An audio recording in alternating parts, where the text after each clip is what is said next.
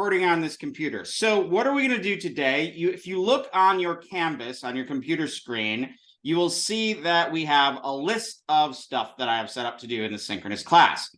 So our plan for today is we're going to review medial vowels after we do some quick activities. Then I'm going to talk about conjunct consonants, why we even have conjunct consonants in the first place. And then we're going to have what I like to think is a fun game. We're going to play a game with conjunct consonants.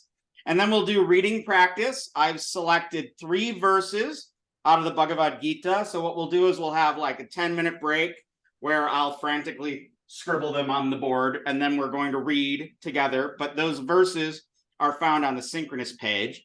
You'll notice that I had the verses from the last time we were up here on the synchronous page for the last class. And hold on, I actually need to be able to see myself on this. Okay. Oh my.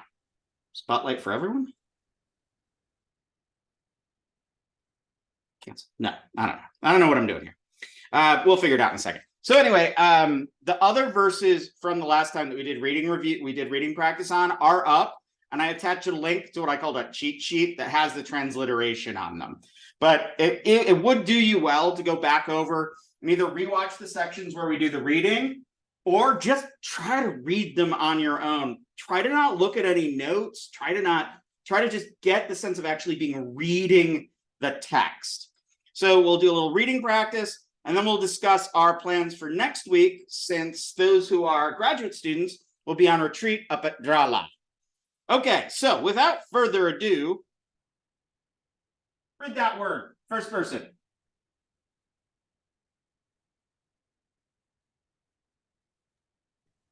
Anybody? Nama. Is that an R? That's the R. What's this one? Ka. It's a conjunct consonant again. Those are the ones that mess with us. So over here, if you look, you'll see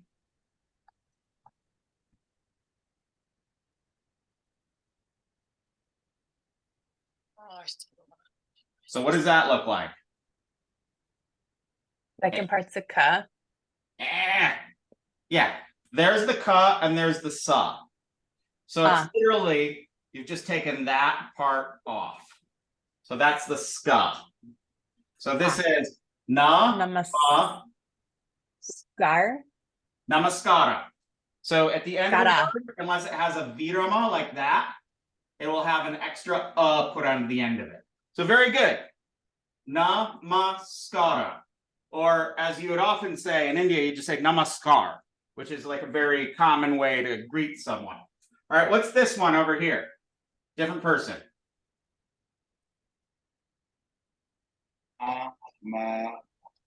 Wait, I can't see it. Yeah. I can't see it. I just see other people. Namaste. Yeah, this is my concern with it. Yeah, it does say namaste. So we have na, then we have ma, then we have the sa with nothing attached or with a ta attached to it. And the little flag gives us a. Namaste. What's our final one?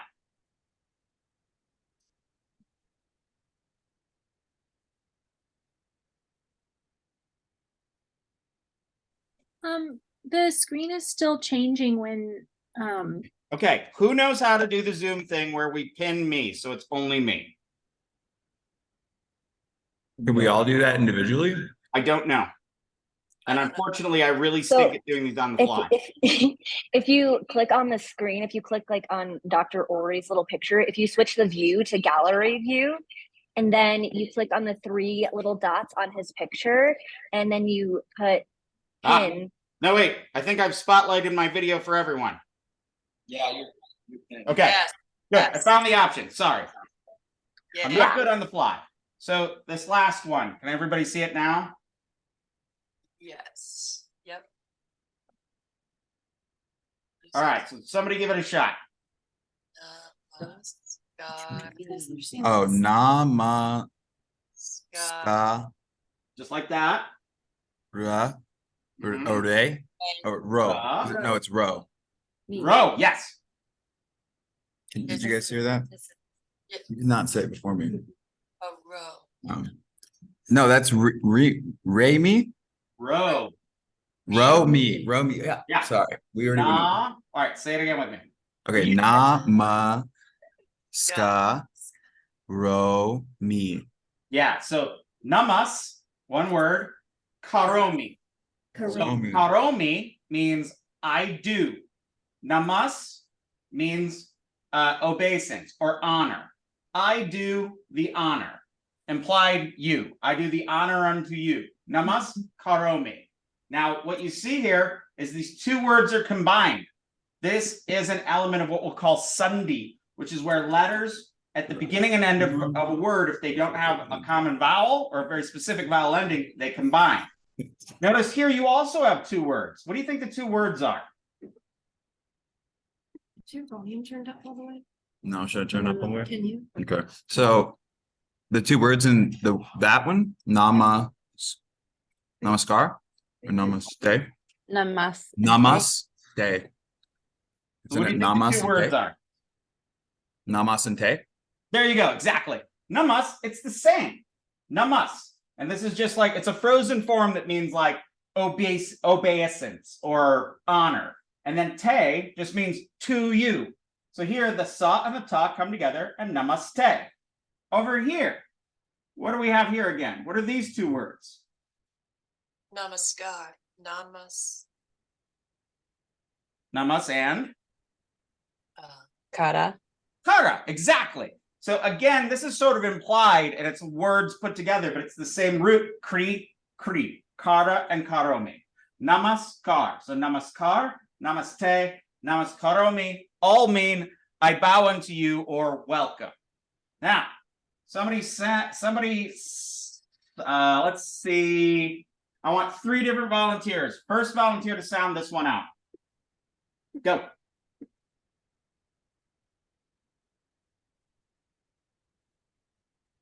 Ramo. Ramo. Very good. Next person. Vanam. Vanam. Num. So really, vanam. It's not vanam, it's vanam.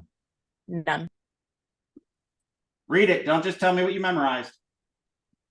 Ga. Cha. Te. Ti. There we go. Say it again. Gotcha ti. Gotcha ti. Excellent. So we have Ramo, Ramaha. That means Rama, the god Rama. This is the subject. Vanam. This is in the accusative. This is the object. Forest. Gachati, present tense. He goes. He goes to the forest. Now, somebody sound out these two words.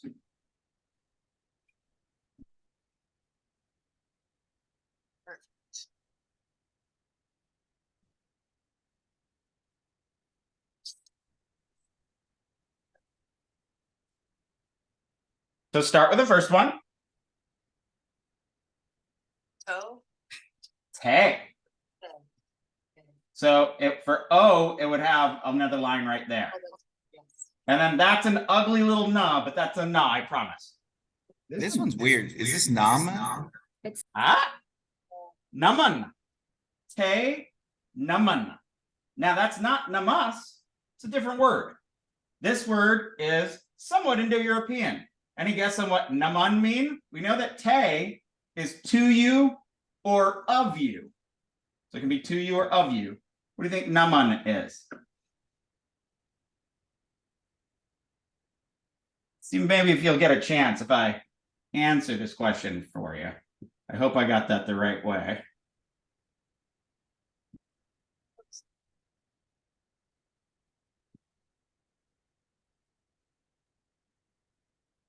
Hey, naman. Or I could say, may, my, naman. My name. And what does this say? Aaron. Aaron. So when I'm in India, I go by Arjun or Arun, but that's as close as I can get to like sort of the Semitic and northeastern United States way of saying my name. All right. Who practiced writing their names or their names of their friends and families? I see one hand went up. All right, Sarah, tell me, is this how I spell your name?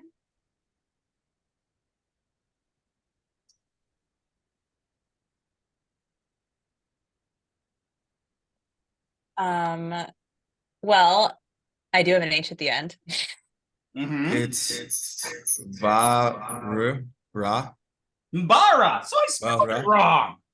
That's ridiculous. Oh, What do you Mbara, think, sorry. Dr. Ulrich?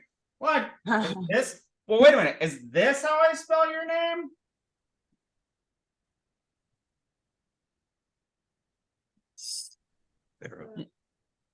No.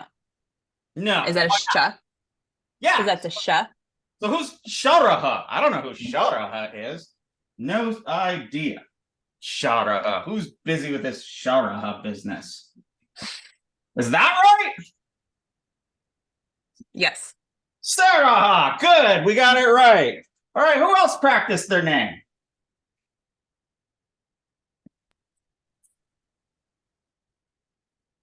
No one. I did. Bad thing. I was Mine proved difficult though. Okay, we got a whole bunch of echo on that. So mute Oh, yourself sorry. unless you're speaking, but that's all right. So who else we got? Okay. Wow, that's trippy. So Sorry. we got Josh. Do you Yeah, want to maybe. be Josh or Joshua? Sorry, there's a group of us. We're studying together. Ah, I can't that's what's necessarily going hear on you right now, Dr. Orlin. Yeah, you're in the same room. That's why we're getting feedback. So Yeah, you'll have to be exactly. you'll have to be very diligent Hold on. about your muting. Okay. All right. So do you want Here to we be? go. Are you Josh or Joshua? We'll do Joshua for the sake of convenience because I Oh. wanted to check this. Yeah. Okay. Or All right. non-convenience, I should say. So you are.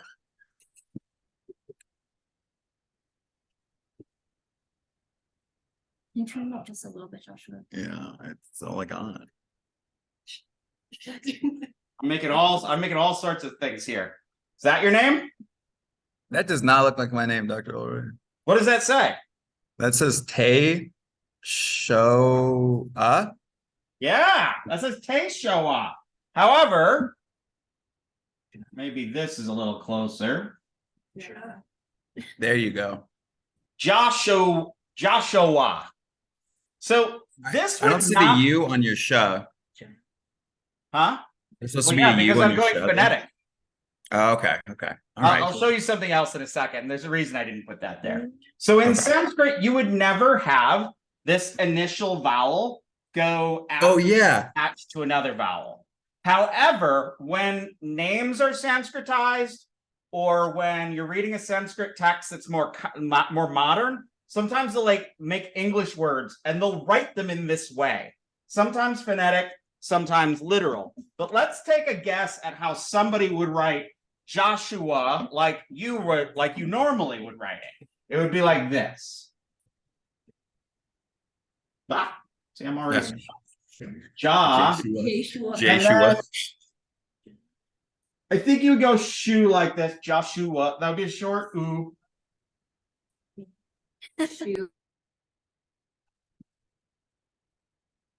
If you were to write this, anybody who reads Devanagari would go, that's not Sanskrit, but they'd go, oh, Joshua. So that's what Yeah, I tried to do that. I tried to combine a bunch of vowels when Yeah. I first took introductory Sanskrit, and Ben ripped me apart. But Yeah, that's not allowed. It's not allowed in proper Sanskrit, but that will happen when they're using English words. So yeah, Dr. Williams will probably hit you with a stick if you do that. All right, I want to do two more names. Who else we got? Volunteers. Can you do Sachi? Sachi? How do I spell that in English exactly? Well, I spell it Satchie, but when I was trying to write it in Sanskrit, I did like as if it was Sachi. Well, the problem is for you there. This is already a Sanskrit word. Ah, Yeah, for Sachin, it can mean like it has a bunch of meanings. It's one of these weird words. It can mean actually an interval on a clock. So that would be I can't remember the exact thing right now, but it's like this. Sachin. Oh wait. When I did it like a cha, but then with the E. Yeah. So let's try to actually get it kind of close. We can actually do a lot of these sounds. So if I wanted to go close to what your name is actually spelled like, I would go.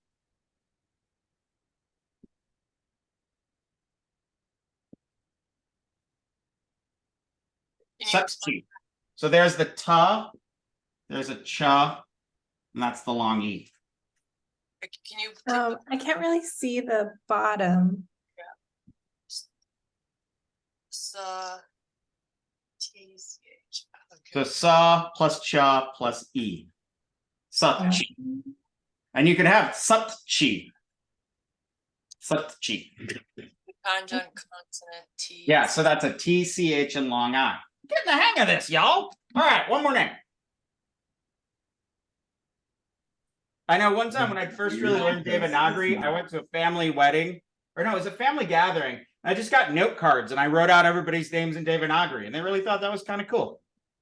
I also told you about how it's a good way to get free drinks in bars. Okay. Well, I stopped on mine with double S's and got confused and didn't come back to it. So could we try that? Yeah, all right. How do I spell it?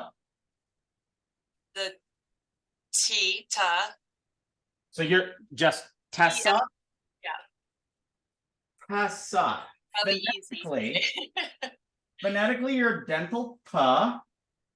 And that would Okay. just be, that'd be Tessa. This would be Tessa. If you really wanted, you could go te, and you could put a double S.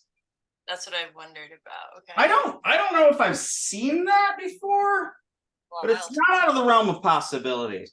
On the syllabary charts, let's just check to see if they have that as one that's documented. I don't see double S's. Now, oh no, they did. There is a double S. That is a legitimate sound. They're all just in my head. I don't have them categorized. So one of the funny things about this is if you start working with tantras, you'll find that they'll have all sorts of like seed syllables and mantras that will take in like non-Sanskrit sounding words. And you'll actually see sort of like they'll break all sorts of rules. The rules that Dr. Williams and I are telling you to do, they'll break them all the time. In fact, in tantric writing, there's a mode of Sanskrit that's called Aisha. Aisha meaning from Isha, the way the Lord speaks. Aisha Basha. And it's terrible. It's like tantric Sanskrit it's not like it was originally written to be, well, it was written to be beautiful, but the original versions of it are written breaking all sorts of rules and in weird different registers because of the kind of the manner of tantra. So sometimes when you look at tantras that are like really elegant, you can almost hear a tantrika saying, Shiva doesn't talk like that. Shiva breaks all the rules. Shiva is a rule breaker, which is also true. Okay, so we did some names. I can do one more. If somebody wants to do one more. Can we do my name? Okay. We'll do two more. Two more. Those are the two ones. All right. First one. Riley. So that one's tricky. So I'd go. My spelling's a little funky. And all right. Well, this would be the phonetic. Ooh, sorry. Look at me just screwing it up. All righty. So purely phonetically,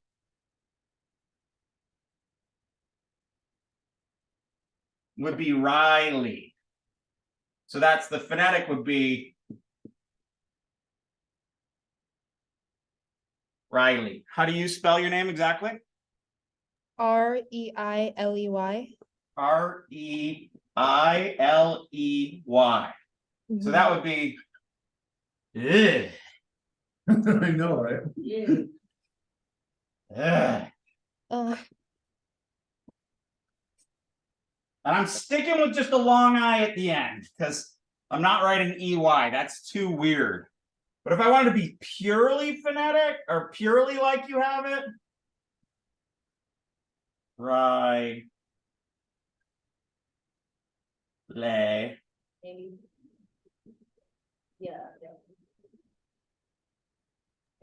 That's really ugly to me. But yeah, this would be closer. But again, you would never see a long I modifying an initial vowel like that. But this is how you can approximate sounds. So, one time I spent a half an hour looking up the word hypnotism that had been written in a contemporary Sanskrit phrase. But it was the English word hypnotism. And I'm like, hi, Opa, Opanish, what is happening here? Like trying to figure out if it's spelled wrong or something. No, it was just the word hypnotism written in Devanagari. Last one. Or did we have it? Did we have one more? Yeah, we have one. Yeah, so I didn't write it out yet, but I want to see. So my middle name is Satnam, which is Gurmukhian, which is I just send it right from Sanskrit, and I want to see how that would look. So Satnam. Sahtnam. S-A-H-T? Yeah. And People what- say it in like meditations well, and stuff. I think what you're hearing is Satyam. Satyam, Satyam Sundaram. So, but where does your name come from? Just I don't know. It's Gurmukhian. Gurmukhian, you mean? Is that what you're saying? Yeah, I'm not entirely sure how to pronounce So that. from Gurmukhi, from Punjabi? I think so. Well, I don't know Punjabi, but what they are often saying when they say Satnam, could be Satnam, which in Gurumukhi would be like Satya. Right. Nama. It is two words technically. Yeah. So what you're probably getting is a Gurumukhi or Punjabi version of Satya Nama, the true Okay. name, becoming Satnam, and that Sat is probably because of the way that Gurmukhi captures different sounds, because Punjabi has different sounds than Sanskrit does. Right. But I won't leave you hanging. All right, so first off, this is gonna be ugly. Great. Whew. So the ha would come down like this, right? Man, that's weird. No, let's do it. There's an easier way to do that. I'd go.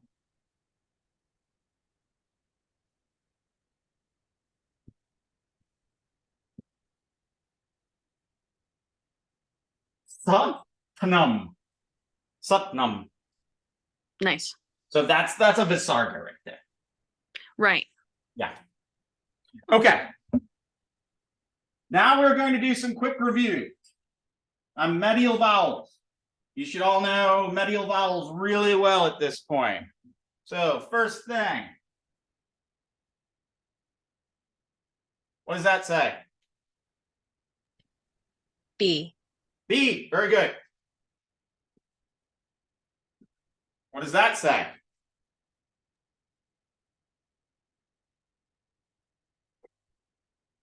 There's a reason I put these together. So that's B, and this is B. V. Right.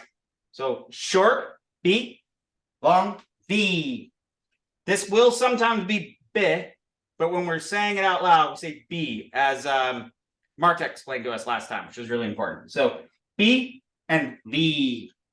All right, we're on our way. Here's a word you know. Tay. Yeah, that's a whole word. To you or of you. So te can stand in for two other words. And I'm just putting these up for practice so you see them.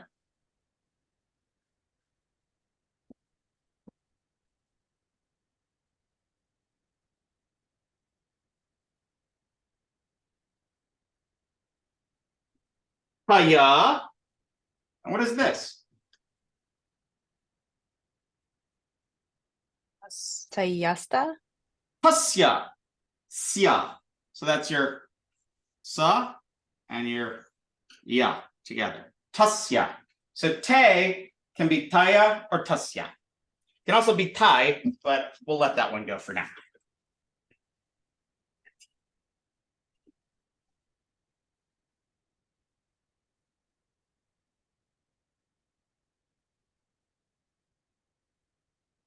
Lie. Yowza! I don't know what that sounded like to y'all, but it was intense for me.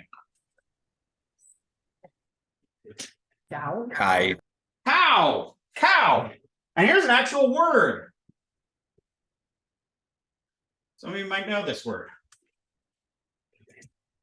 Guy. Well, that's gow. Gow. Gow. And then if you extend it a little bit, you get gow with a little thing right there. That's cows. Gow. Gow. Gow. Cow. All right. Cows? It would be gouse. But that Visarga would do all sorts of different things. Yeah, that can be spelled.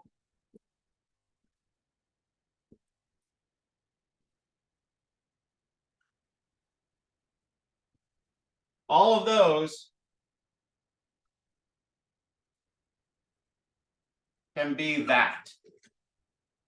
We'll get to this later. Can you even read that? Oh, it's really faint.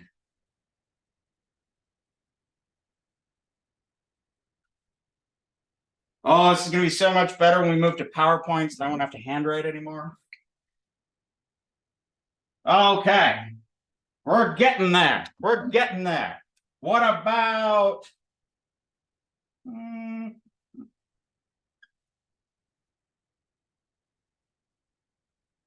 Creed. Creed, from which we get...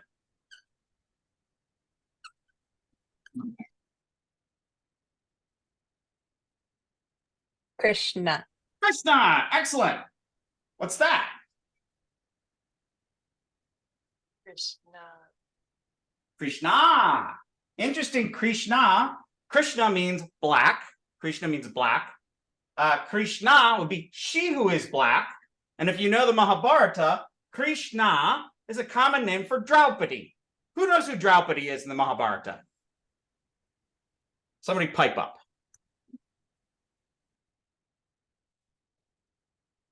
What was the question? Oh, who is Draupadi in the Mahabharata? Is that the person talking to Arjuna? That's Sanjaya. Draupadi.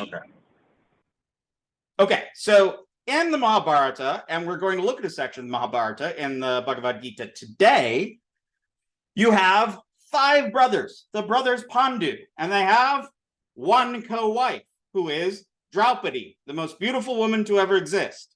Intriguingly, one of the names for her is Krishna. Not unlike Krishna, the dark one, Krishna. She is also a very dark one. And if you're lucky, I'll tell you a story about that later. Or not. All right, we're moving through the medial vowels. All right, let's go with...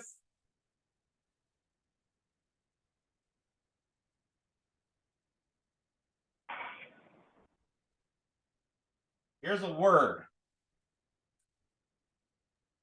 Is that bomb? Bow. Bauma. Bauma. That means earth. To which you also get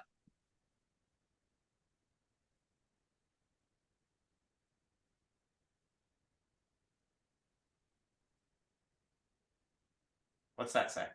Me? No, I didn't see that. Ooh.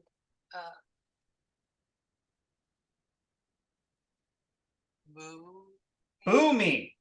So boomy meaning also, so this would be boomy would be like the very ground, the very earth that we're on.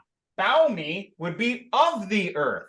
In this sense, the character Sita and the Ramayana is Baumi. She is of the earth. Her name means furrow. See, I'm trying to throw a little mythology in here. All right, let's do. Oh, here's a good one.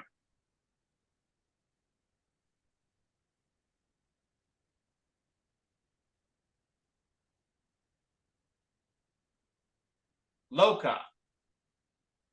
Right?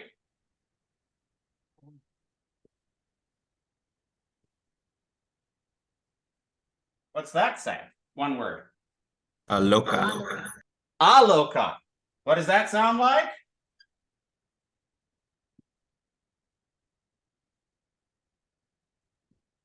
For all you tantrikas out there?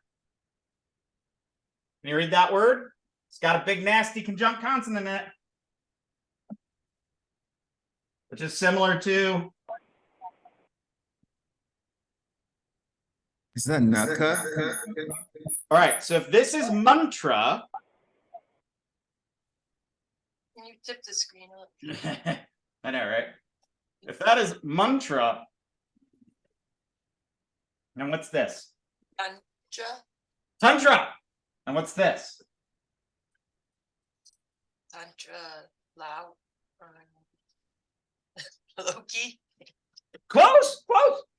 So if this was aloka, which means light, and tantra loka, which is the main text that Dr. Williams studies about the character Abhinavagupta, his main book is called The Light on Tantra, or the Aloka. Tan. Tan. Read it. Read it. Tan. No, I don't think. Tan. Tan. Like mantra, it is.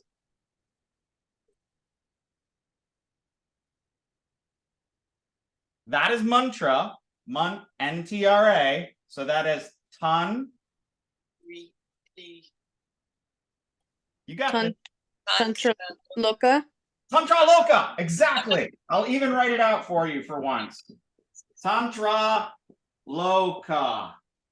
You will be talking about that in your class with Sundari soon enough. You'll talk about Abhinavagupta. All right. We've actually done a lot of work here. I want to do one more quick thing out of this.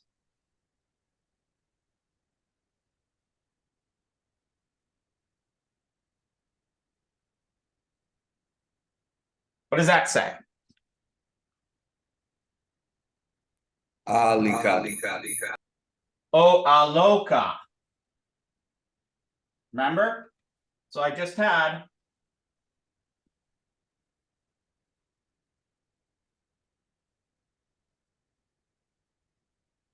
what does that say? Tantra. That's tantra. Loka. Tantra loka. Tantra loka. The light on the tantras. See, this is where we're actually doing a little bit of vocabulary. And I'm getting you ready for some other stuff we're going to see. What does that say? Loka. Right, like here. So that's loka, but it doesn't have the on it. This means world. If you're into Buddhists, you know, Avalokiteshvara, or you have in the Hindu temples, the two deities on the side of the door are called Lokapalas, protectors of the earth, protectors of the world. And then here's my one last little thing that I want you to look at because it's important. You saw Loka. Now you get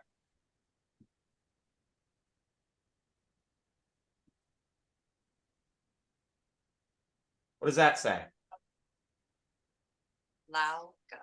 Lauka. Let's go one more deep, one more deep. There's my little dog barking.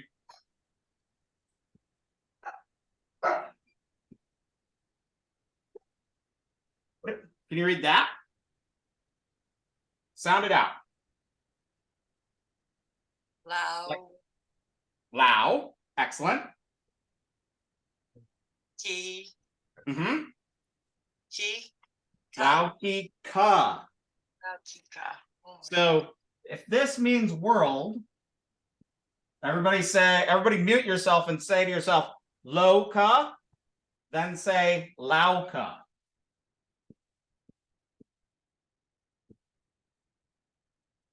Loka, Loka, Loka. Now say Lauka, Lauka, Lauka, Lauka, Lauka, Loka, Lauka, Loka, Lauka, Loka, Lauka, Laukika. Laukika. Laukika. So here we go. This means world. This actually means of the world. Loka, world. Lauka, of the world. And this means worldly. Laukika. So you see that these words are all related. As you continue with Sanskrit, this is a preview. This is how you are going to think about words all the time. A starting word, a derivation, and a further derivation. That is how words are made in Sanskrit. Now, it is time to play the game of games. We have, what time is it? It's 3:39. All right, we're going to do, I'm going to say 15 minutes. It is up to you to keep track of your own points. So, what I'm going to do is I'm going to write down a conjunct consonant. And you are going to write down the English of it. All right? First one. Be honest. First one. First conjunct consonant.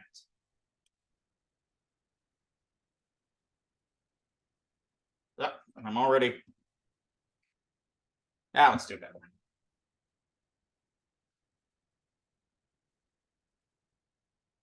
Ooh, it's a hard one. Boy, that looks like Tibetan there. Hold on. Huh? That's better. Dma. Dma. All right, so what I'm going to do is I'm going to write down one of these. You're going to write it down in English. I'm going to give you a couple of seconds. And then you're going to grade yourself. Number one. The first one. A hard one.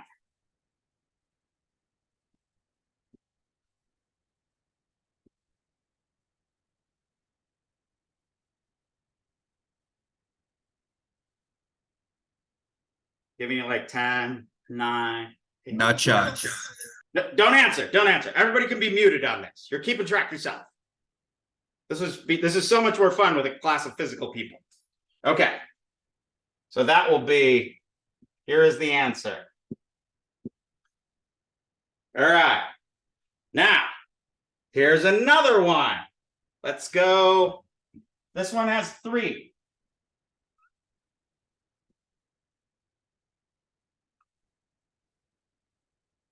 One. So that's 3 consonants there.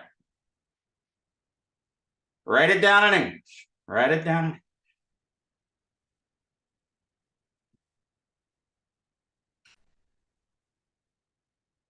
All right.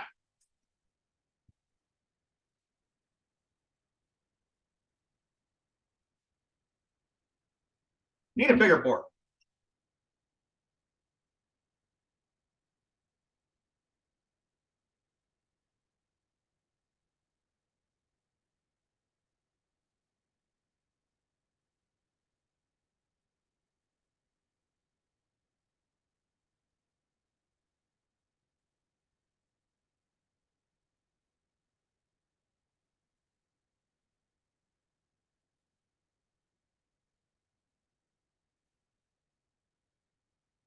There's going to be 3 of them.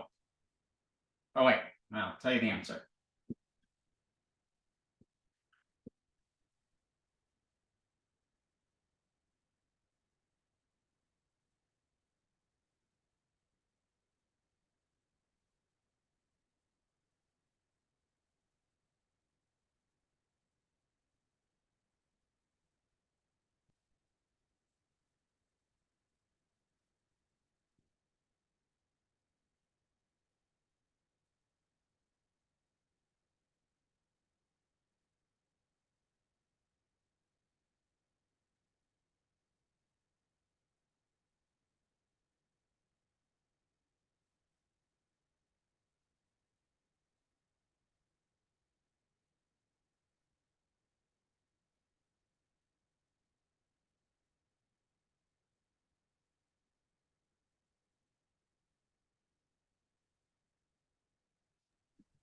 What does that say at the bottom? Sorry, BHRA. Sorry about that. All right. This is a special conjunct consonant.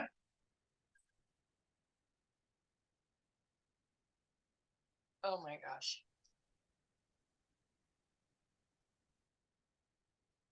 And we'll give you another special conjunct consonant.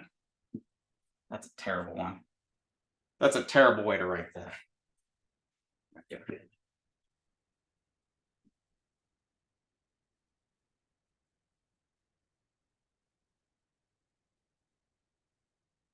Yeah, the dyslexia is too strong on that one. I'm sorry, is there a young?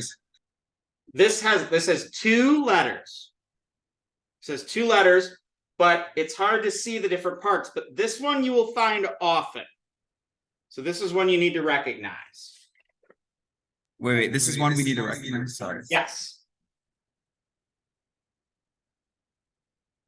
And I'll explain it to you in just a second here.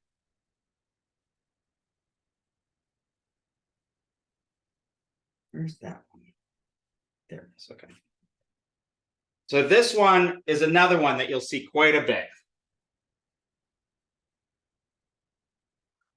God, that's terrible. I just can't draw that one. It's so weird. All the elements are there, but I'm just doing it poorly. That's better. Okay, so this one is ksha. So you would think it would be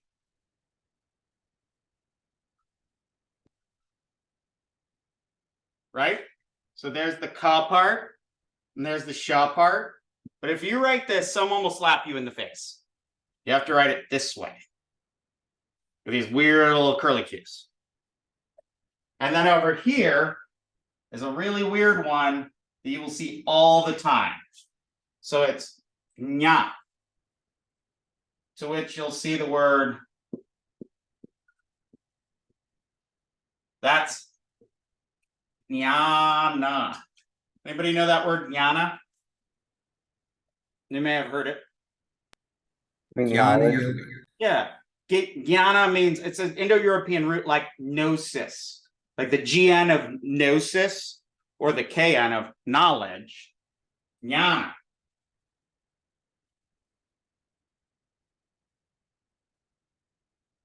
Oh, that one works much better. Oh, look at that. Beautiful. Huh. What a delight. All right, let's go.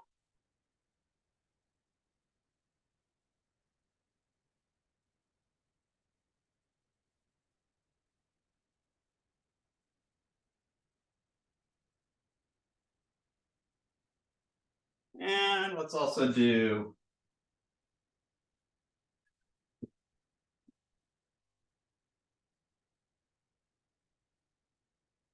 so this is LHA, pla, and this is DMA, from which we would get. Anybody guess what that says?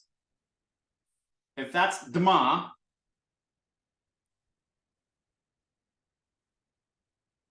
Padma? Padma, exactly. That's Padma. You're getting it. Everybody's got it. It's all happening. It's all happening. This is so exciting. All right, so let me tell you a little bit about what's going on here. In Sanskrit, every letter, if I write a ka, it effectively has a vowel attached. It has, I mean, it could be K or cow or ka, but if it's just alone, it's ka. Now, if I have ka, and it comes into contact with the next word that starts with sha, those consonants must combine. And that's why you get this horrible ksha. You'll come to quite like writing that one. Trust me, I promise you. But what are other conditions where we would have these conjunct consonants? Let me think. If you have, I'd say I'm not good at coming up with examples as quickly as I would like.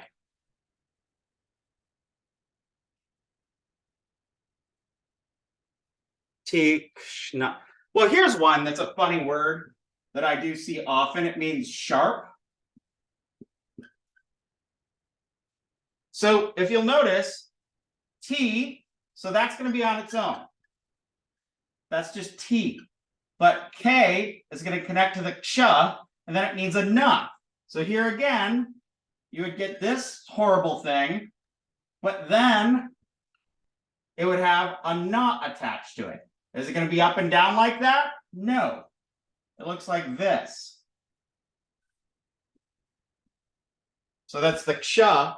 In many ways, in a lot of these, you're just taking off that right little dunda.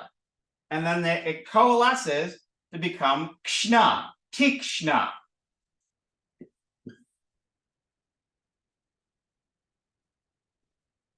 Tikshna.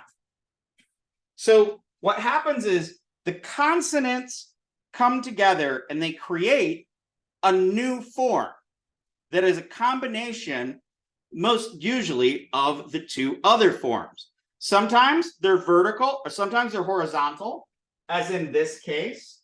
Other times they're vertical. The vertical ones are actually the really happy ones. I would say I like the vertical ones best. What's a good vertical one here? We're back in the game. Hope you're keeping track. Hope you're keeping score. Pla. See, so that's pa, and then the la attaches here. Now, I'm not kidding you. Sometimes you will see that for pla instead of this. So it kind of depends on the font, depends on the printer, it depends on the person's handwriting. But the only way to really understand these conjunct consonants is to practice writing them.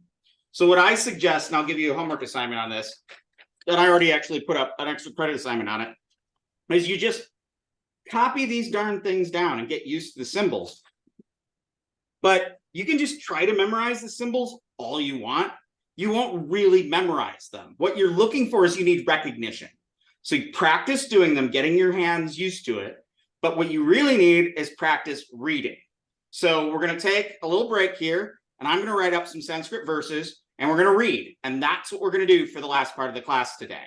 So, conjunct consonants. You may feel that I should maybe just be writing all of them for you. That won't get you there. You need to just write them out yourself. That'll get you there. But the really big thing is actually just reading Devanagari text until you just look and they pop out at you. Because after a while, you're going to have a word like this.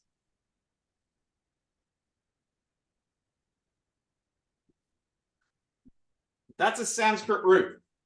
Chloreep. Remember that? Chloreep. From that, we get the word kalpa. Now, before we break, the thing I want you to understand is that in the conjunct consonants, they most likely will be, you will most likely see a recognizable part of that consonant. At that point, you can go either to the Guy Levitt one like this, the white paper, but I actually think the better version of it is that yellow one.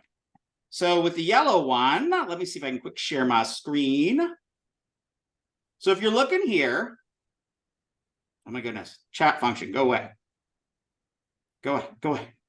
So if you're looking here, you have all your phonemes. A, E, U, ra, ri, ri. And then you get A, I, O, aha. Then you have all of your consonants we remember so well. Ka, ga, na. Cha, ja, na. Ta, da, na. Ta, da, na. Pa, ba, ma. Then you have your liquids. Ya, ra, la, va. Sha, and then ha.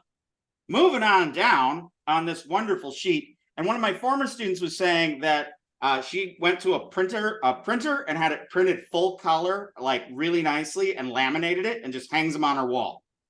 Here you have your vowels. in the Devanagari script.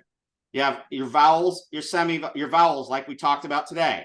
And here's how you do the semi-vowels. So those are all right there for your reference. Now this is something that we talked about a little bit at the break last time. There is an Eastern and Western Indian way of printing some of these characters. Here, you'll see the variation. To some degree, you will also see why I sometimes write things you won't expect. You'll also see that when you went from that guy, you also have this one tripped me up when I first saw it. That's the same thing. It's just printed differently in different areas. So when you're really stumped and something doesn't look like anything, it's good to check that section of the Guy Levitt's page. But moving on down further, here are your conjunct consonants. Now, a consonant is called a plosive. In linguistics, that's when you say a word, when you say a syllable and the air cuts off. Ka, pa, ka, da, pa. So in the plosives, here you see ka, double ka. So if you see this symbol, you think that looks a little like a ka. Let me find a ka somewhere. But if you're looking down here and you have, like, say this, the da, like, okay, that's the big da. Let me find a da. Let me see what's around it.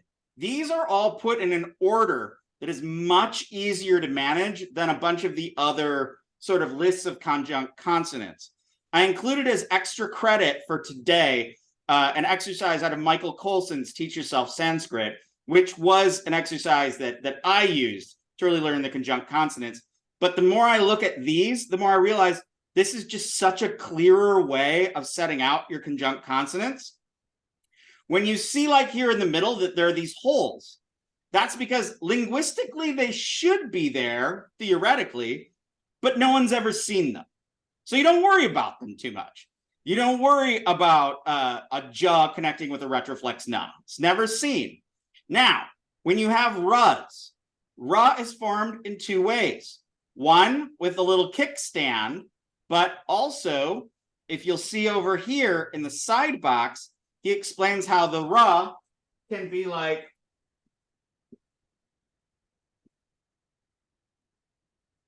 so that says parhi, parhi.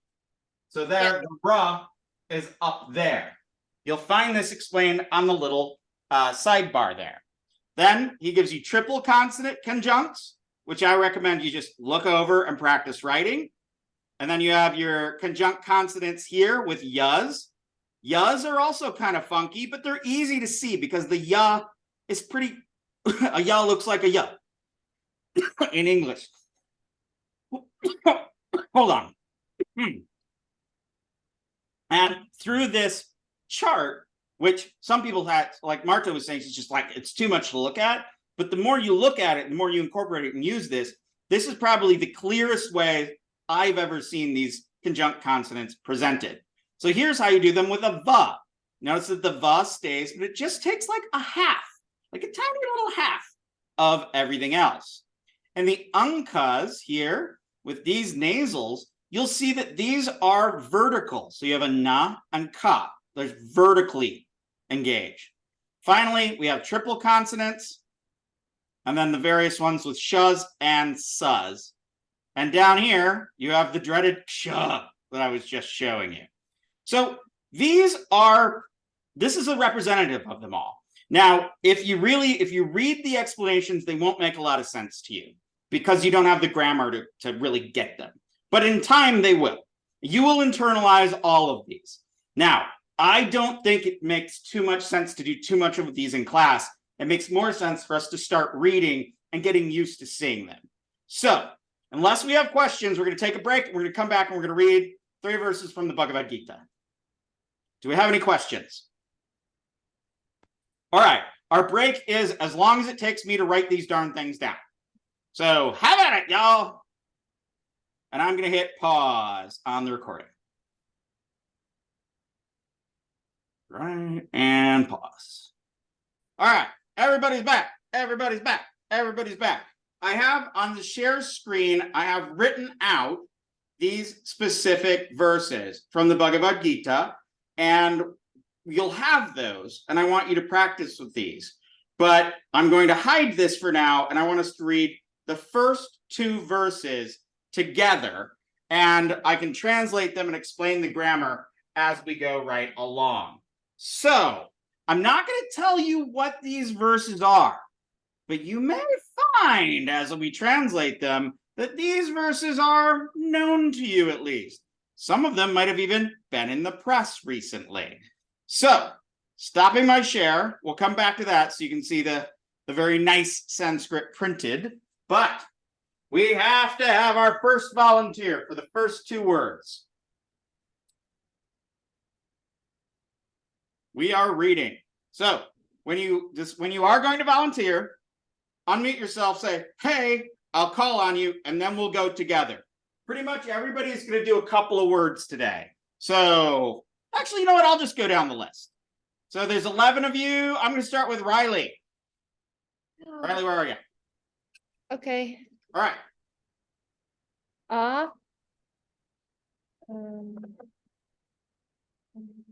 Remember that funny R that goes at the top?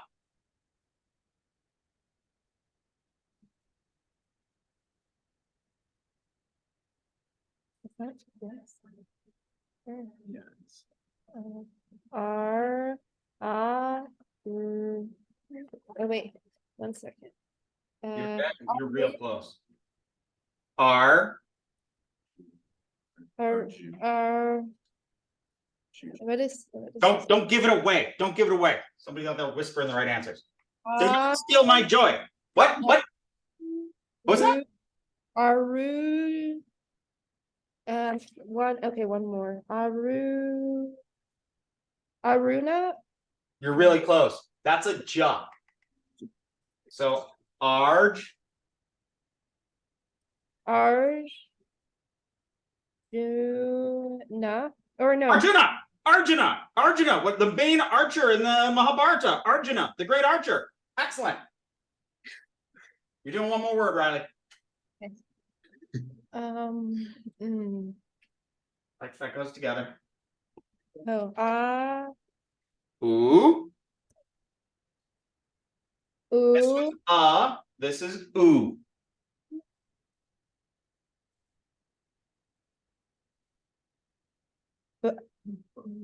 Ba.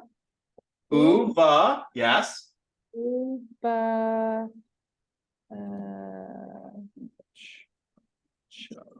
Ubaka. Uva, not ka. A ka would be like, is there another ka over here? Uvacha. Uvacha! That's right! That's right! Arjuna Uvacha. Say it, but read it. Arjuna.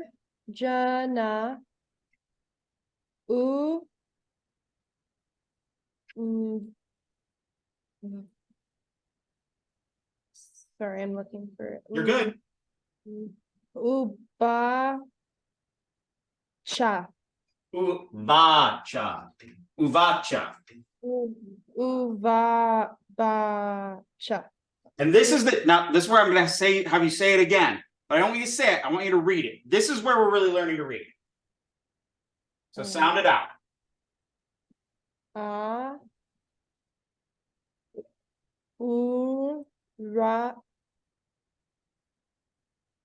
So then ra, ja, u.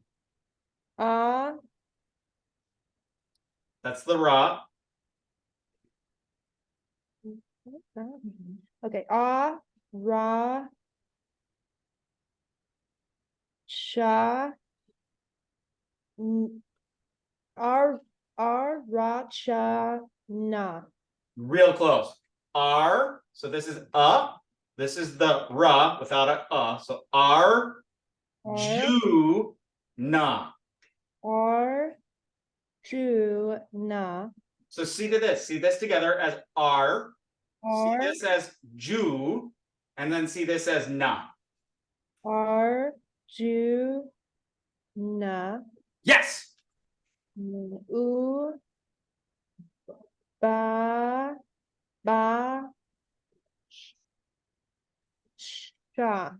Uvacha. Yes. One more time. Read it to me.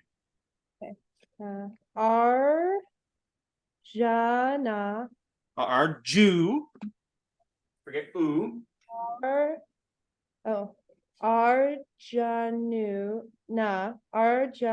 Arjuna. Yes. Okay. Got it. Oh, Uba, Ubana. You're so close because that does look like a but and that could look like a na, but it's a but and a cha. So But- sound it out. Okay. Ba, cha. Oo, va, cha. U, Sound it out. Oo, okay. Ba, cha. va, va. Are you saying va or ba? I'm Va. saying ba. Okay, you're saying va. Sorry, it's my ear. So one more time, read it. Okay. Oh, R, wait. Got that. Arjuna,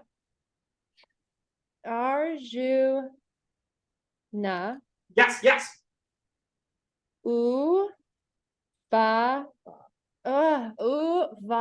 Cha. Yes. Now here, that was amazing. You need to be really happy with yourself right now. Do you remember learning how to read? No. It was a lot like this. You're learning to read all over again. When I was a high school teacher, I always used to say when I would be in like my ed classes, I'd be like, you want to understand how kids struggle learning to read? Learn to read in another script. You can have the experience as an adult. All right, Riley, who is next on my list? I see Tessa. Tessa's up I on don't my want to be next, but I want to ask a question Yeah. first. Can you, I know you explained this before, but I don't remember it, that the R that's with the A in the beginning of Arjuna? Yes. So Thank you. what happens here is when a ra comes before a consonant. So you have so there's our for Arjuna.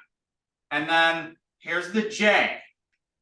But you can't go like that. That's not allowed as a ra. So you put the ra up there. And then that's the oo. So when you see this type of a loop up here that loops back into the right, that is a ra that goes between this sound and this one. So to give you another quick example,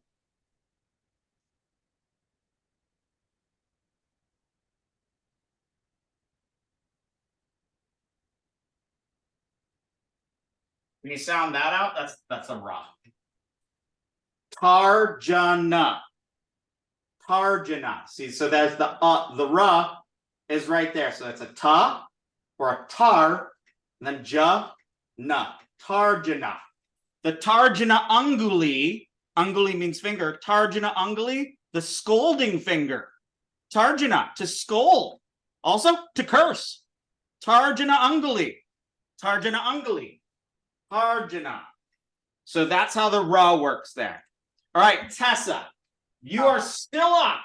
But first, read me that. Arjuna. Yeah. Vacha. Excellent. Now I want you to go and do these three. Oh, it's hard to read. Oh. Maybe- No. Araya.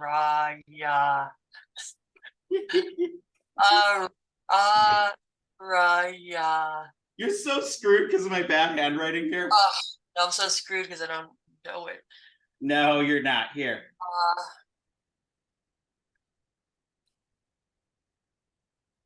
So if I was to spell it out differently, it would look like this. That's a ka. And what you have here is that ka is attached to a ya, like that. So it looks like aravya, but it's a kya. The aspirated KH combined with a ya. Okay. Oh wow. So a kya. You see how I wrote that there? I need a different color here. So that's the ka. Okay. Like that ka. So akya. Akya. Li. Close. No. Very close. That's a huh. He. Yeah. So say the whole word for me. Read the whole word with my terrible handwriting. Okay. He. Akyahi. Akyahi. Excellent. And you know what this is? This is a straight up word. It's an imperative word that says it says tell or speak. What's that? May. Yeah, may. And in fact, I screwed that up. That's actually a. And what's this one? My terrible handwriting. I no. No. Is that a? You're so good. Oh, I don't know. Co. Oh. Is it the K with the other line co? So now say this. Say that. Read that whole phrase. Oh boy.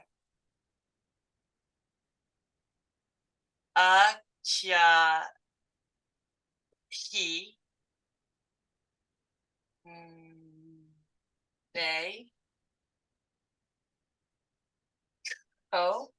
Akya. Excellent. Akyahi meko. So now I want you to read the whole thing, starting from the beginning. I'm going to say it, and then I want you to read it. Arjuna uvacha. Akyahi meko. Arjuna uvacha. Yes. Akayi me ko. Akyahi. Akyahi. Akyahi. Say Akyahi meko. Akyahi me ko. Arjuna said, tell me about something. Next volunteer. Oh, wait. No, I'm not doing volunteers. I'm just yelling at people. Bree, you're up. Bree, where are you? I'm present, sorry. Excellent. Read for me. There, and then we'll get to this. Okay. It says Arjuna Uvachi. Uvacha. Uvacha, sorry. You got it. I like where you're going. And then it's Terrible spelling, terrible handwriting. He. Yes. May.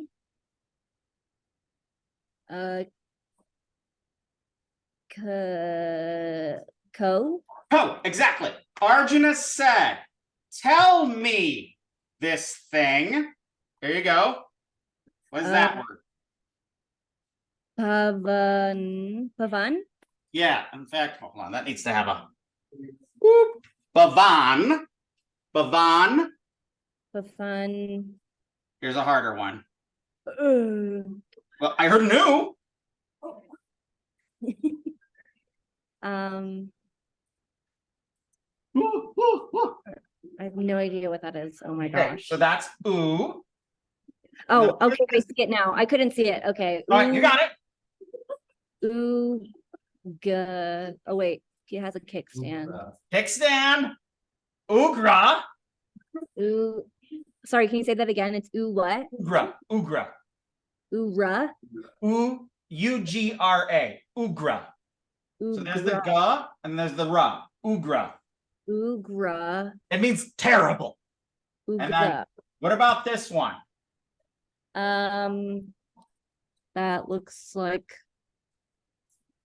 a ra. Got a ra. Ru? That's exactly what it is. So you would think it would be like that or like that. It's in the center, right? It's Ru. But in fact, they go like this. So that's like, there's guru or ru like that. So that's ugra, ru. Ugra, Ru. Po? Yes! Yes! Okay. Nailed that one. All right, start from the beginning and do Bhavan Ugra Rupa. Read it though, don't just repeat it. Pavan. Bhavan.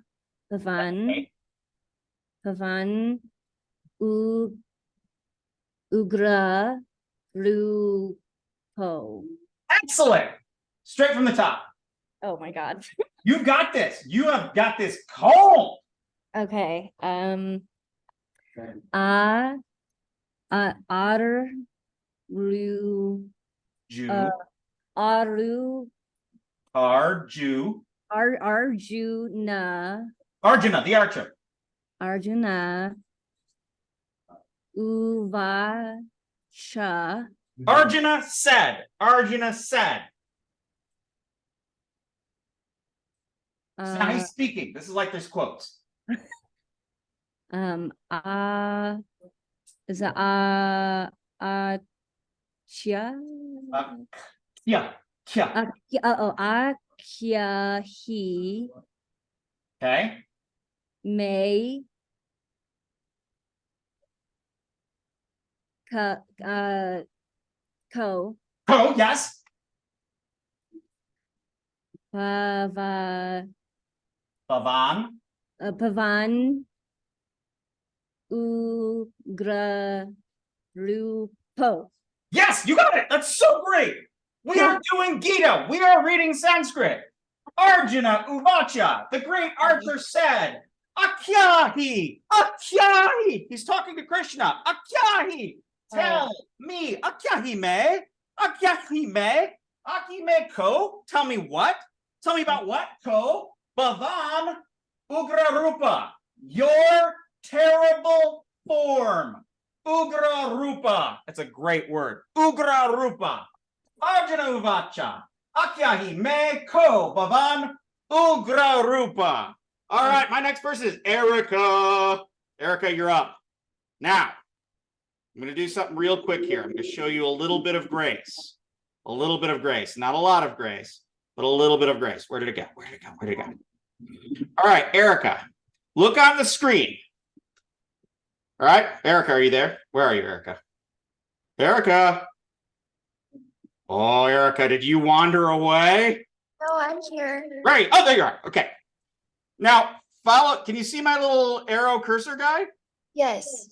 All right. So the first thing I want you to do is mute everyone around you.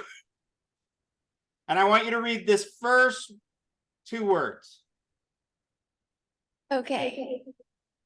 Why is it echoing so much? Will you turn off your Everybody needs to be muted in your room.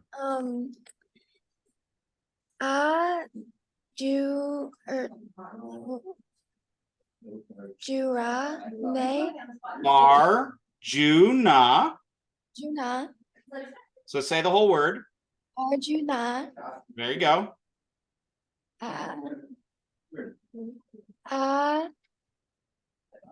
Va Ava You got this. Arjuna.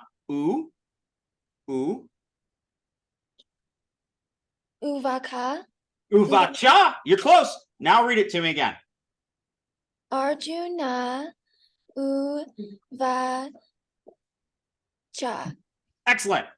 Now look at how much nicer that's printed than my terrible handwriting. So can you read that word that we stumbled over before? Starting there. This part's hard for me. It is hard for you. It should be hard for everyone. You don't know how to read this language. You're learning now.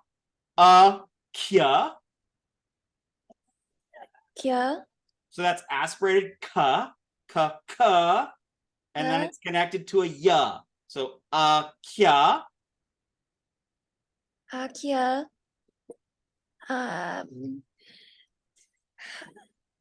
He. Yes, akyahi. One word. Read the word again. Akyahi. Right, excellent. Ma. Close. Got the little flag on top.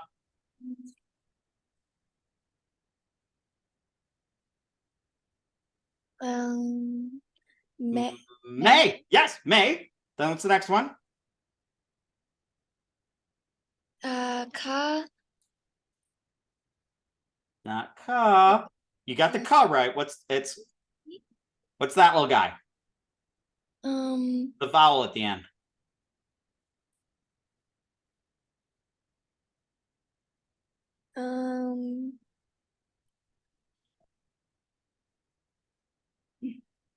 You got it. Come on.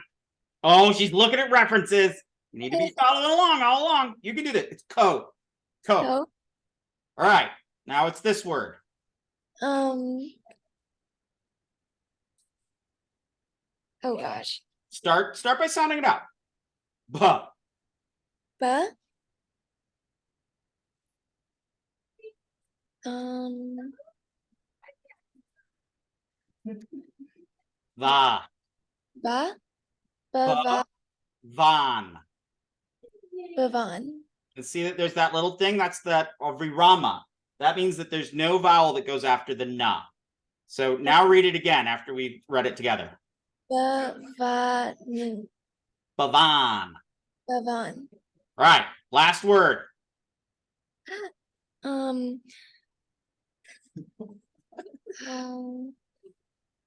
Ooh. Ooh. It's like this ooh up here. Yeah. Ooh.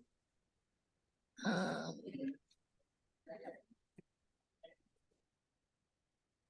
Ga? No. Close. Ugra. Ra. Remember I said ugra? Terrifying. Ugra. Ugra. Ugra. And then what's this word?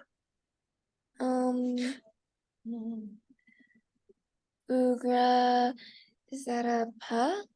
That's Ugra? a ra with a vowel. Sorry, I was skipping ahead one. Yeah, don't go ahead. Ugra. Ra pa. Ru. Ru. Remember this up here that I was talking about? Ru. Po. What's the little thing that's like not connected to anything? Yeah, I know. That's the way it's printed, but that's an ooh. See how it's the different fonts look different, but that's a long ooh. So that's ru po. Okay, Rupo. Now, start at the beginning, read all the way through, and then we're going to sound out the next part. Read all the way from the beginning. Yeah. This is going to come so easy to y'all in time, but this is how you learn. This is it right here. This is where you're learning. All right. Arjuna. Arjuna. Okay. Avecha. Ooh. Vacha. Vacha. Arjuna Uvacha.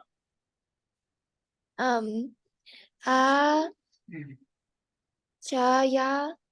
Ooh, really close. Akyahi. Okay. Say it. Akyahi. Akyahi. Mu. May. Okay. Kau. Ko. Ko. Very good. Ba.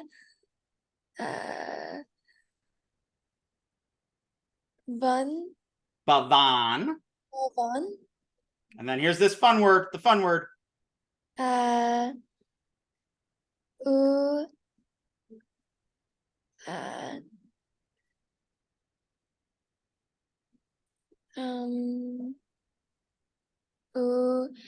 Ga. Ugra. Ugra. Ugra. Ugra. Think uga chaka. Uga chaka. Ugra. Ugra. And then the last one.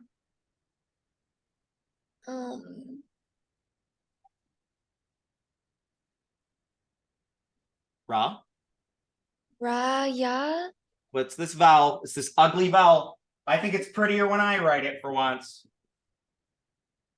U? Is it U? Ugra. Yes, it is. Ugra. Ru. Ru. Pa. Po. Po. Po. One more time. There's a reason for all this. First word. Do it. Arjuna Uvacha. Arjuna. Uvacha. Next. Hiya. Kyahi. Ayahi. Akyahi. Akyahi. Next words. Mu. May. Hey. I keep confusing that. That'll happen. Ko. Ko. Ba.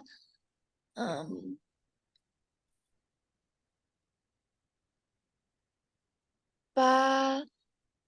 Chan. Va. I know why you're seeing cha, but it's va. Bhavan.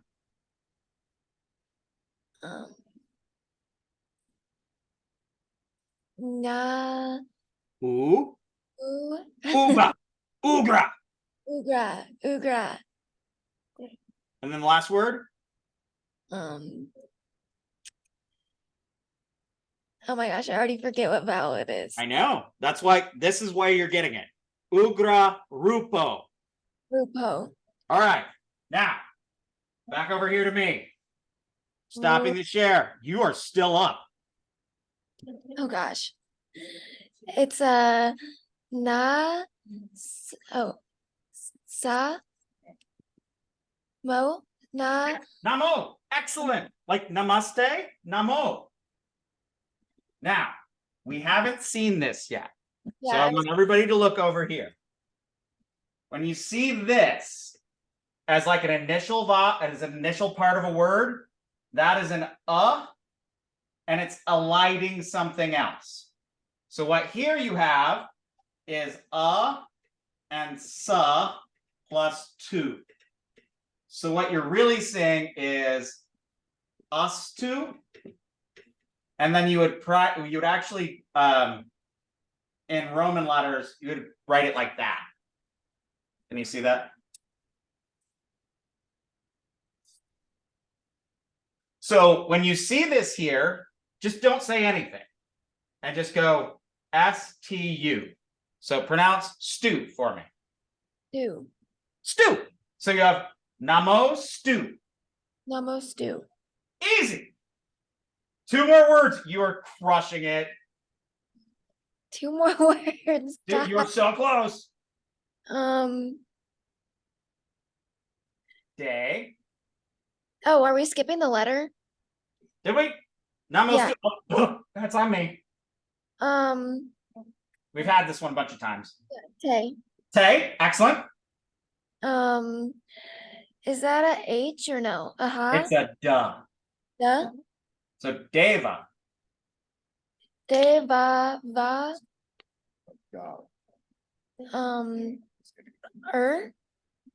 Deva Vara. Deva var. Vara. Deva Vara. Deva vara. And then here's the final one. Take a little kickstand. Par. Got the kickstand. Pra. Pa. Par. Pa. Pra. Pra. Yeah. The. Or C. Yes.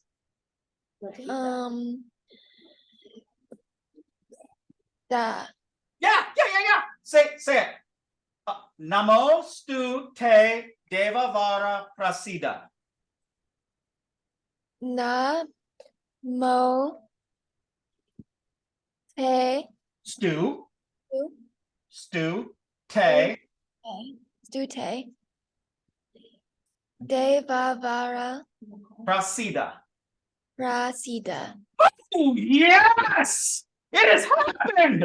Arjuna uvacha akyahi meko avan ugra rupa namostu te devavara prasida. What are we looking at here? We actually have a full sentence. Arjuna, the great archer, is saying, akyahi meko, he's saying to Krishna, tell me about something. What is that something? Your terrible form. Arjuna said, Akyahi me, tell me about your Bhavan Ugra Rupa. Namostu te devavara prasida, which means he's saying like, let it be that, how's he saying? Yeah, what's the best way to say it? Yeah, this is like turning away from, okay, let me put it better. Arjuna says, tell to me about your terrible form. May there be glory to you, O best among the gods.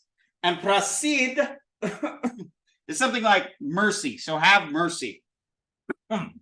One translation has this as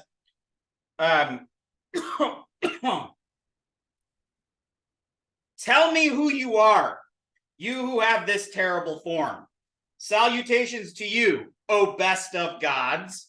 So what we're looking at here, one phrase, Arjuna Vacha. Arjuna is saying to Krishna, tell me about your terrible form.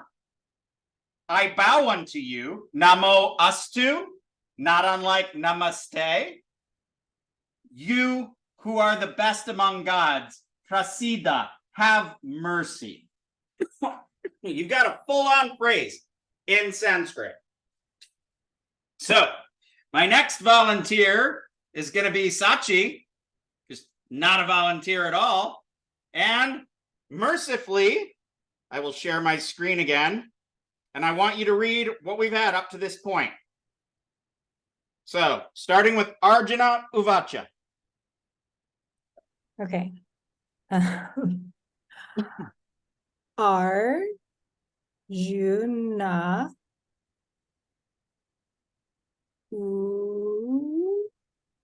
Yeah. Uva Excellent. Cha. Uvacha.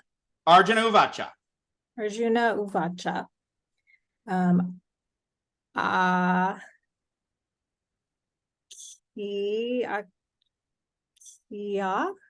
Akya. Akya. He. Akyahi. Akyahi. Me. Uh-huh.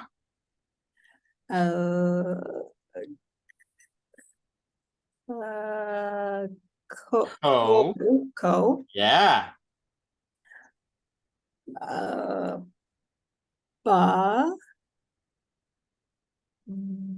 Va. Bhavan. Bhavan. Ugrarupo. Ugra. Rupa. Rupo. Rupo. Where are we? You're right here. Namo. Is that Na? Mm-hmm. Namo. Mm-hmm. And then so that's an that you just leave off. So you just say that Namo Stu. Namo Stu.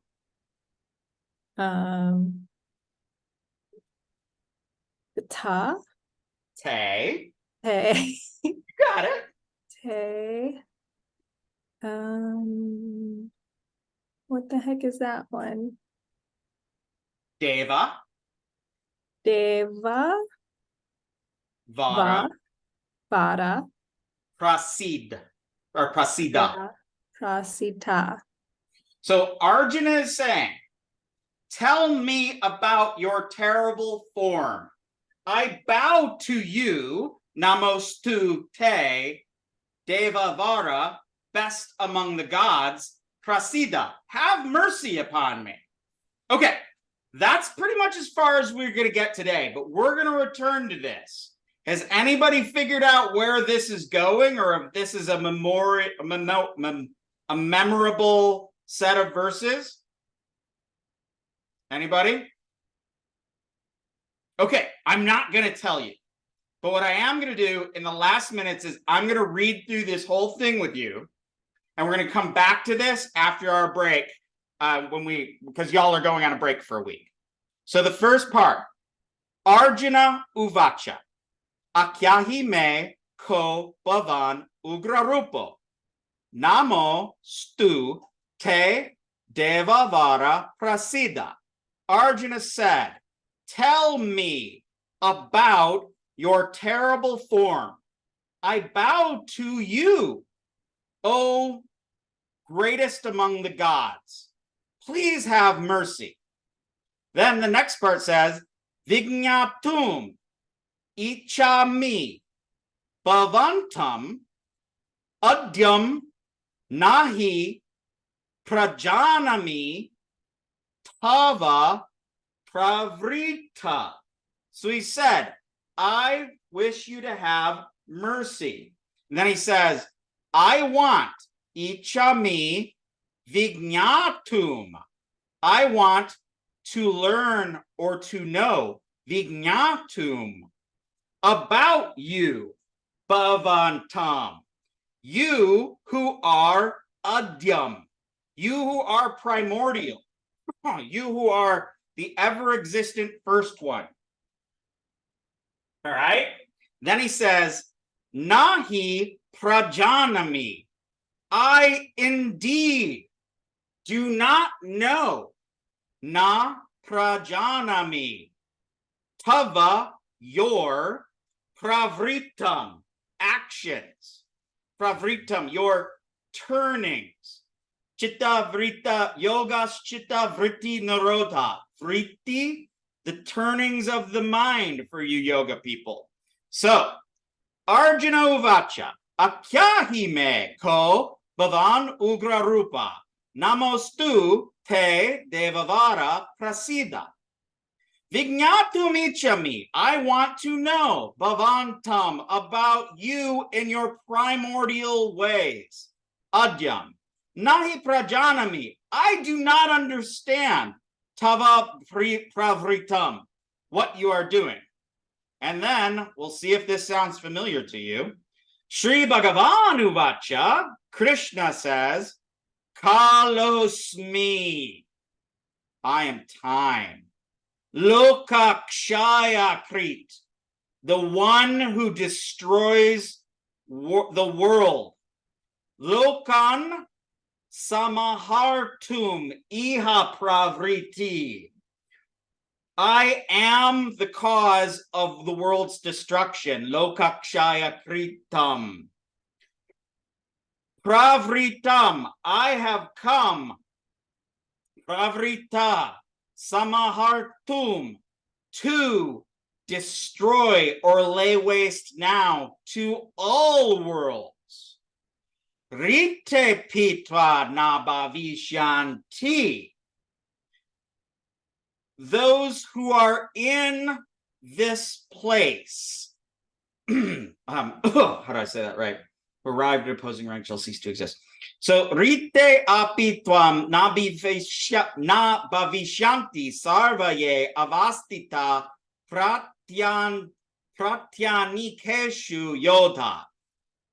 Those warriors, pratyanikeshu, who are gathered here, all in alignment, they will not actually exist anymore, whether you act or not. It's hard to say, but I'll go through this in details. Does this sound familiar to you? I am time, the mighty cause of world destruction, who has come forth to annihilate the worlds, even without any action of yours. Ritu apitvam nabhavishanti, those who are surrounded here, these warriors who oppose one another, pratyanikeshu, they will be destroyed. They will cease to exist. Does that sound familiar? I see Atlas is nodding his head. Why does it sound familiar? I'm just like kind of along for the ride in terms of the actual sounds of these things matching along with like the fact that we're actually able to read right now is exciting. Pretty All cool. Right. Atlas, that's fantastic. We're going to read it that whole verse through one more time, and then I'm going to tell you why you should know this. Arjuna uvacha, akyahi me ko bhavan ugra rupa, namo astu or namostu te devavara prasida. Arjuna says, akyahi me, tell me, ko bhavan ugra rupa, about your terrible form. Namo astu, I bow to you, devavara prasida. Have mercy upon me. Vignatum ichami bhavantam. I want to know, bhavantam adyam, about your primordial form. Nahi prajanami. I do not surely understand, tava pravrita, what you are doing, O Krishna, the greatest of the gods. Sri Bhagavanu Vacha. Sri Bhagavanu Vacha, the great Lord says, Kalosmi, I am time. Lokakshaya Krit, the one that causes or creates or enacts the destruction of the world. Pravrita, I am time grown old. Pravrita, aged. I am eternal. I've always been here. Lokan samahartum iha pravrita. And what is it that I do? What are my movings? Pravrita, like pravritim above. Samahartum, I destroy. Loka, remember that word? Loka, tantra loka, loka worldly. I destroy worlds. Ritupitava, riputitvam na bhavishanti. Ritu apitwa, even without you doing anything. Bhavishanti, sarve, all of those warriors, yodha. So bhavishanti sarve ye avastita pratya nikeshu yodha. Those warriors, all those warriors, sarva ye yodha, like, Yoda, the warrior, the little guy in Star Wars. Yoda means warrior. All those warriors, pratyani keshu, looking at one another, gathered on both sides of battle. All of them, nabhavishanti, they will soon not exist. Kalosmi lokakshaya krit, pravrito lokan, samahartum, iha pravritaha, ritu apitya, twa, nabhivishanti, sarveye avastita pratyanikeshu yodha. These are the words from the movie Oppenheimer. Anybody hear about how there was a controversy about the movie Oppenheimer and how the scientist Oppenheimer, upon seeing the first atomic bomb, he said, Kalosmi lokakshayan krit, pravrito lokan samahartum iha pravrita, ritu pitwa nabhavishanti sarveye avastita pratyanikeshu yodha. That's the full verse. But in the movie, and in the story of the biography, when the mushroom cloud went up, Oppenheimer said, Kalosmi lokakshaya krit. I am time grown old. In fact, he translates it, I am death, but we'll just let that go. I am time grown old. Kalosmi pravridho lokakshaya krit, the destroyer of all worlds. Pravrito iha, now I have come forth. Samahartum, for the purpose of, in order to destroy lokan, all worlds. So that's your pop culture for the day. We'll go over more of that. We're going to read that whole thing when we get back, but I want you to practice reading those. And in fact, what I'll do is I'll make a little video of me just reading those verses, and I'll put it up on this page for our synchronous practice. For your homework, you have a conjunct consonant assignment. Atlas already did it because he's a go-getter. And then I also gave you an extra credit one that you can get up to 5 points on. They're easy points, but it's the same sort of exercise out of Michael Colson's Teach Yourself Sanskrit. I would like you to practice reading the verses that we read this week that are on both of the synchronous pages. So from 2.1 and 2.2, and they're all Bhagavad Gita verses, except for this one that we keep not getting to. Andanam deshe kana eva prabhavati, which means deshe kana eva prabhavati, deshe andanam, in the land of the blind, kana, a man with one eye, eva prabhavati, surely dominates. Optional, and this is what's going to be your assignment for all of you. In the next 3 days, send me a Sanskrit text that you're interested in. Preferably, if you have a scan of it. I'm going to put a couple of these together, and I'm going to submit them to you, and it will be your assignment when we come back a week from this coming Tuesday to have filled those out and submitted an image of you transliterating them. And I might also transliterate some of them myself and see if you can work them back into Devanagari. So this is going to be your assignment from a week from Tuesday. I would like you by Sunday night, and I'll put up a thing about this. This is a little optional though.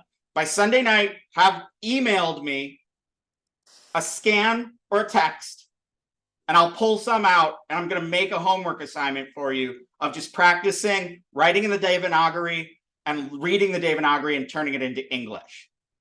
So That's going to be your thing. Now, that'll be your assignments. I'll have all that explained to you on Canvas.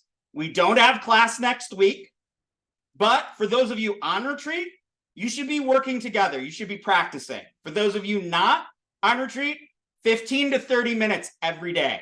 If you spend 3 hours today and then don't do anything for 2 weeks, you will lose it all. If you spend 15 to 30 minutes every day practicing, you'll be set. In addition to that, I'd like you to really focus on reading Goldman's chapter 1 and 2 and start reading chapter 3. But I have a feeling we're going to need another week working on the script before we go to the next spot. So the next week when you get back, we'll do more with a script, and we'll start on Sandhi, which is how letters change when they come together. I'll explain it all to you. It is the hardest thing, I think, in Sanskrit for your first couple years. But I will get you there. I will get you there, I promise. So you got a week off, but you don't have a week off. You're probably going on retreat or you have other classes. During that time, I'll have homework for you, 15 to 30 minutes a day. Just practice that script. If you do that, you'll be in such a great place. Okay, any questions, any concerns? I know we've run over time. I'm sorry. I have a question really quick. Okay, Yes. so when you say the Sanskrit text that interests you Sunday night, you mean this Sunday, like first day Yeah. of retreat this Sunday? Yeah. Okay. And then Or before. What I'm going to do is at some point, like probably on Sunday, I'll just make up the assignment. Or maybe I'll put it out Monday morning for you. okay, Yeah, Monday morning. So send it to me by Sunday night, and I'll pick some verses and I'll make up a worksheet for you. okay, and then like this is probably dumb sounding, but like when you say a Sanskrit text that interests me, like I have a bunch on my mind, like I don't. So are there like can you suggest some or put some up? So that's why if you don't have one, then just don't send me anything. You're fine. Oh, okay. Like, so some students like Atlas wanted to do something out of the Upanishad. So if he sends me a passage, I'll take a look at it or just tells me where to look it up and I'll look it up or what passage he wants to look at. And maybe that'll make it on there. Somebody sent me the Heart Sutra in Sanskrit, which actually, the more I think about it, is probably a really good example. I didn't like it at first, but now I'm really coming around to it. Who sent me the Heart Sutra one? Someone who's not here today. I did. It was me. Oh. No, it's me, Yeah. Sarah. So I think I think we are going to do part of that, definitely. And probably the section that you liked so much that you already said. So, because the more I look at it, the more I thought, actually, this would be good for practice because there aren't a lot of conjunct consonants. So I've got 2 texts so far. If you like some Bhagavad Gita, if you only know it in translation, that's fine. Just tell me what you want to read from a Sanskrit text that you know in translation. If you can find the Sanskrit, send it to me. Otherwise, I'll dig it up. And I'll have a worksheet for you on Monday. So if you don't have any Sanskrit that does anything for you, that's fine. You don't have to do anything. Or, if you know a mantra like Om Namah Shivaya, we can do that one. We can write that out. So yeah, if you don't have an interest, that's fine. Just don't send me anything. That really isn't a required thing. That's kind of a if you want. And from what y'all give me, I'm going to make up a worksheet for your week off. Does that make sense? All right. How are we doing so far? Does anybody have... You're free to log off at this point. I'm going to hit pause. If anybody wants to talk to me about anything or ask questions, I'm going to stick around for a minute. Okay? So I'm ending the pause. And the rest of y'all can get out of here. And I'm going to go sit down. But yeah, anybody who wants to hang around, I'm here. Hi, Dr. Ulrich. I have some questions about some medial vowel work with the syllable, the retroflective, I believe, of na. Like, yeah. Na. Okay. Because I'm wondering for how many of them the original long line is retained and for how many of them it's gotten rid of. Okay. Hold on a second. I'll try to see if we can do it this way. Don't give me a direct message. I want everybody. One new message. You can see my message. Okay. Can you see? Oh.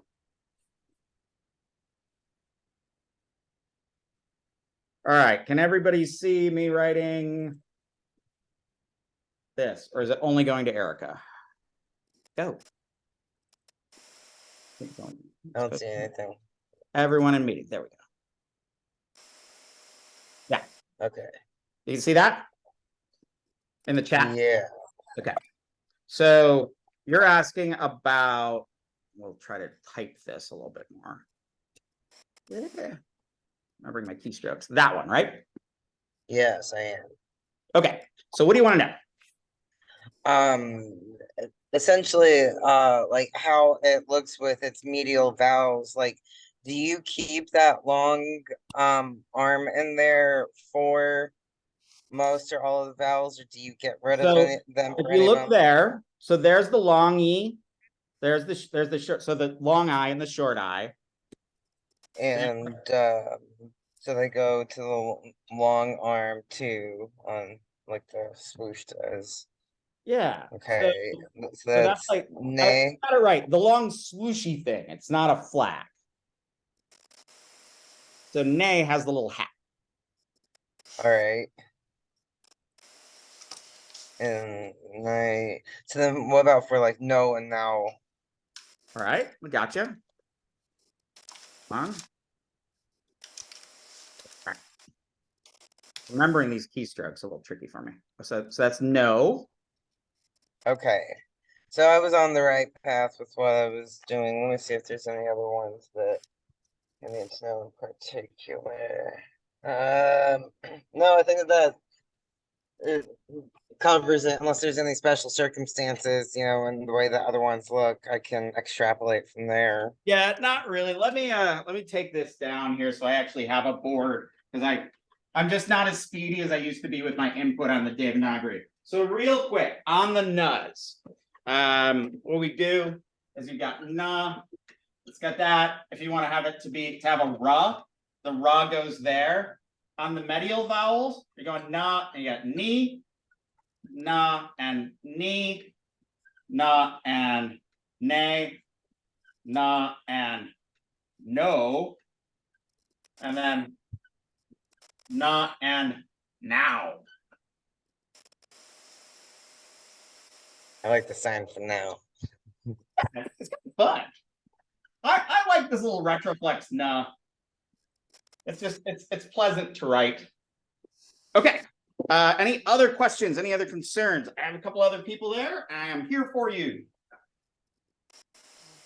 My question may be kind of stupid, but for tonight's homework that's about consonants, yeah, I don't really know. I think they may all be a little bit difficult for me. They are.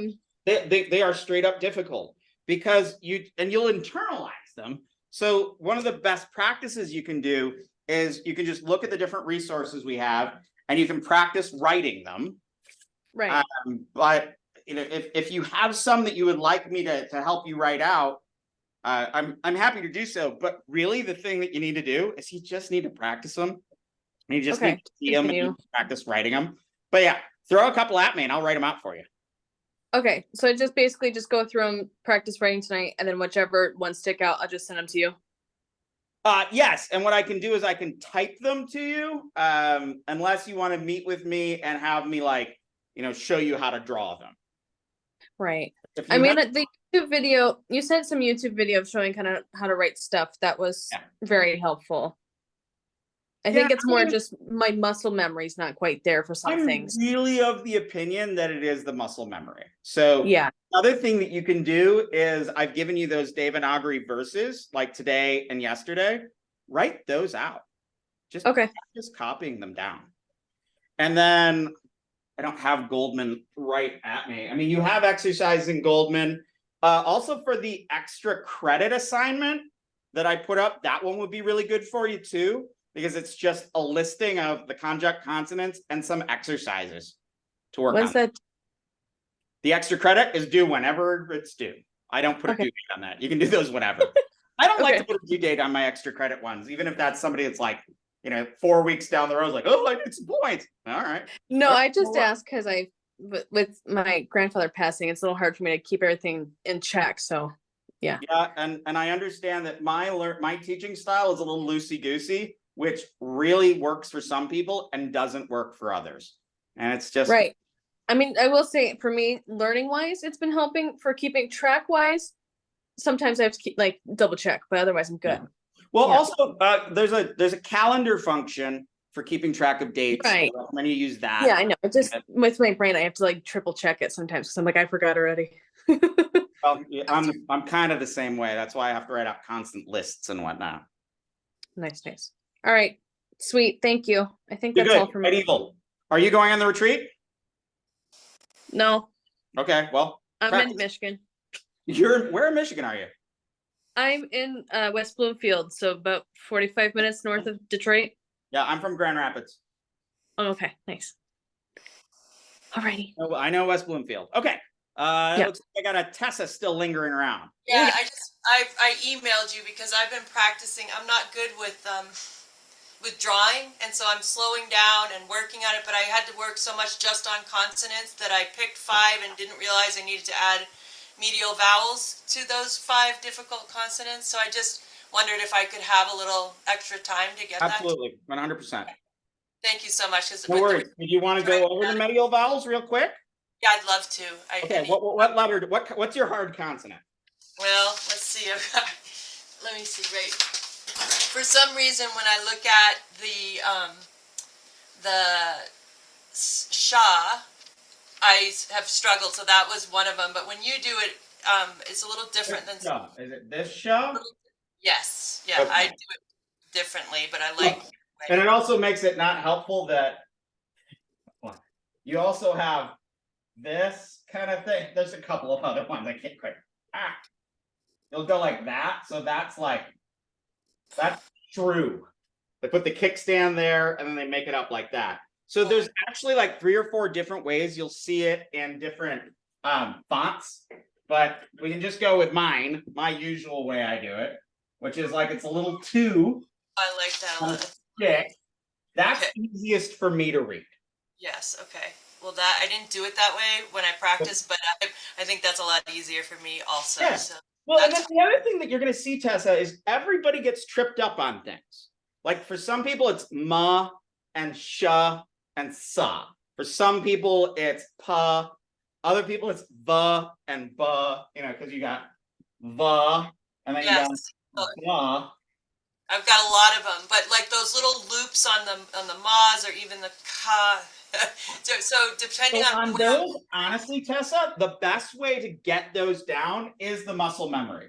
So you just practice sa, then you just practice sa, and then you practice ma. So the point where when you're looking at it, you actually really, when you're looking at the words, what you really end up seeing over time is you just see the blue. So in time, what'll happen is instead of you kind of seeing all the other stuff, your brain will start sorting it out so that when you look at this, the green sort of falls away and your eye actually will be reading these blue parts as much and not as much the green parts. That's noticed with a lot of students over time, and it's something about our cognition. Okay, and it's bad drawing, and depending on what I'm looking at, like I bought this chart and printed it out. It's huge, but it has more of these loops and lines. Like I don't know if you can see. Which one do you have? But yeah. That I mean, I'm really practicing, and yet like these chats got a little easier, but these guys I've had it, and it's partly like when I look at how you're doing it. Ha is a killer. But you see how quick I just did a ha there? Yeah, and I feel like because I've been practicing a lot, like you said, muscle memory, but I was so stuck on some of my consonants that trying to actually get beyond that has not yet happened. But so now, and seeing how you're doing the sa and even the ma, like those loops are a little different than what I'm looking at, and it's much easier for me to recognize. And let's just I want you to just pay attention. I'm going to write through the syllables.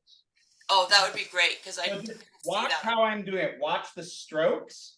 Okay. And there's actually a very specific video that we put up before that has ridiculous music that shows, it's like a 2-minute YouTube video that's in there somewhere. That one's really useful because it shows you how to do it. But so here you're just seeing how some of this isn't exactly orthodox. This is just how I do it. And it's just like writing in English. Everybody writes a little bit differently. So with the ka, I just line, and then circle, and then top. Okay. And then for ka, I go like that. Now, what is it more like? It's more like that when it's printed, but I make kind of a lazy like that, and then it basically is like a line and a va, but you put them really close together. So when you're writing fast, it looks more like that. Okay, that's one of my hard ones too. So That's a hard one. It just is. How's this looking for I've been doing that? this. Oh, look at that. Oh, look at I kind of hate you right now, dude. Nice. You have a Okay, good I handwriting. wasn't sure if I was getting- I can't do it like that. But really what Atlas is doing there and just going down and just over and over and over again, that gets it into your head. So then you come to ga, and I really, if you notice how I do that, I just kind of go like that, and I put a little circle there. That should really be like, I used to have a calligraphy pen that I would do this with. Yeah, I can see where that would help Yeah. a lot, right? But that little loop kind of helps me just keep track of things. So we had ka ga ga, and now we're at ga, the aspirated ga, and this one you will obviously confuse with duh. So really, I just make the little blah blah, drop it down, and then all the way across. When I do a duh, it's the same move, but no line. Oh wow. Okay. Speaking of that, I was trying to pay more attention on the syllabary to which ones appeared to not have a full coverage line. Yes. And I wanted to clarify on this one because I think that this is something that I might have read about in the past, like could go either way, but I want to hear your take on just and the full coverage versus partial line on those. You mean on the initial ones? Yes. That's how I write them. Now, there's another way to do it where you like go, and I've always been terrible at this, and it's like that, and then it's like that, and then it kind of does a thing, and it kind of does that. Now I see that in print, but I've never been able to draw it. I practiced it for a while and realized there was no point. I recognize it in print, but when I write it, I leave a gap there. But in some like ornamental scripts, you'll actually see the will be very kind of loopy like that. And then the line will come like just barely touching it and then come down like that. Sometimes connect, or sometimes just be one big thing like that. Okay. But but have these in your head. That's what I want you to practice. Don't worry about the variations, because in time, when you get really good at Sanskrit, you'll actually start reading different scripts. You'll be able to read Sanskrit in the Bengali script, or like I read the Newari script. Dr. Williams has been working on the Sharada script, and he's pretty proud of himself that he got good at it. I'm like, well, one of these days I'll teach you Newari. Really turn your head around. Okay, so we did kakagagana. So under kakagagana, our next one are the palatals. So on this one, I go straight line like that. Then I come up like that, and then I just boom. And that's my cha. So the movement here is in, then over, then up. And that's my cha. Okay. So then for cha, I just do swirly and like that. Okay, that was one I practiced because it's hard. Well, it's also kind of fun. It's fun, like getting the proportions right, of I'm just so slow and not good at it. But I'm practicing a lot, and I know that helped. But so really, the thing is, you just got to get to the point where, that's it. Just right. I've tried fast and slow, and I'm trying to slow down. Start slow. Yeah, no, start slow and build that muscle memory. Because the thing is, you're going to get to the point that you go fast. And like one of the reasons why I'm kind of struggling a little bit to teach this, in addition to my dyslexia, is I read this stuff all the time. I rarely write it. And when I write it really fast and really stop and you go, okay, wait a minute. Got to get all those little loops in there, and then that line and that. So that's what it's supposed to look like. But really, that when I write, it looks like that. Okay, well, So now we're on ja. Remember we had sa, we had our cha, that I just kind of go like that. So it's in, circle, up, down. Ja, it's almost the exact inverse. Okay, note. I was trying to look for these patterns. Yeah, these So, are. yeah. And And then- I remember when I was first learning this, that I could never keep cha and ja straight because I'd look at them and as a dyslexic, I'm like, Yeah. that's the same. I But think One of them looks more like a J already, and one of them looks more like a backward C. again, dyslexic. I've got like some mild dyslexia So myself. So. my Hindi teacher would always say, look, it's very easy to understand left and right in Hindi. You have beta and data. And it looks like beta looks like a B if you're not dyslexic, and dera looks like a D if you're not dyslexic. I'm like, that doesn't help me. It doesn't help. Nothing. I used to have to mark my left and right hand to help me remember quickly. Yeah, I recently was reading that that's a common thing with ADHD as well, is that people have struggles with left and right. But I mean, like, when I'm in boxing classes, they're like, give me a left. I'm like, put your right pad up and I'll throw you a left.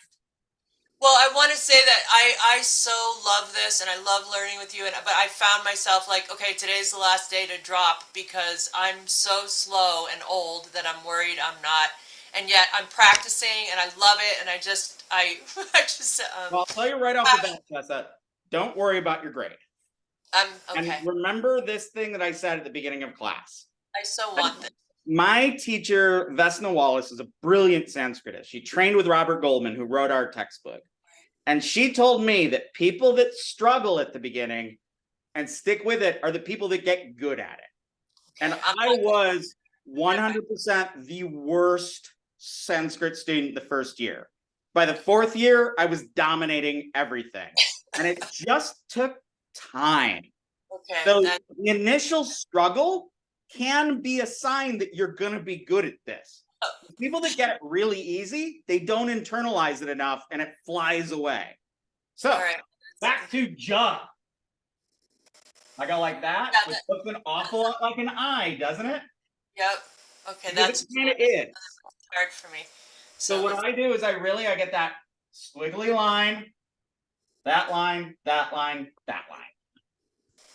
So it's 3 strokes. Squiggly line, the line, I guess it's 4 strokes. Okay, squiggly line, that one, that one, that one. Well, that makes it easy. It's ugly. Yeah.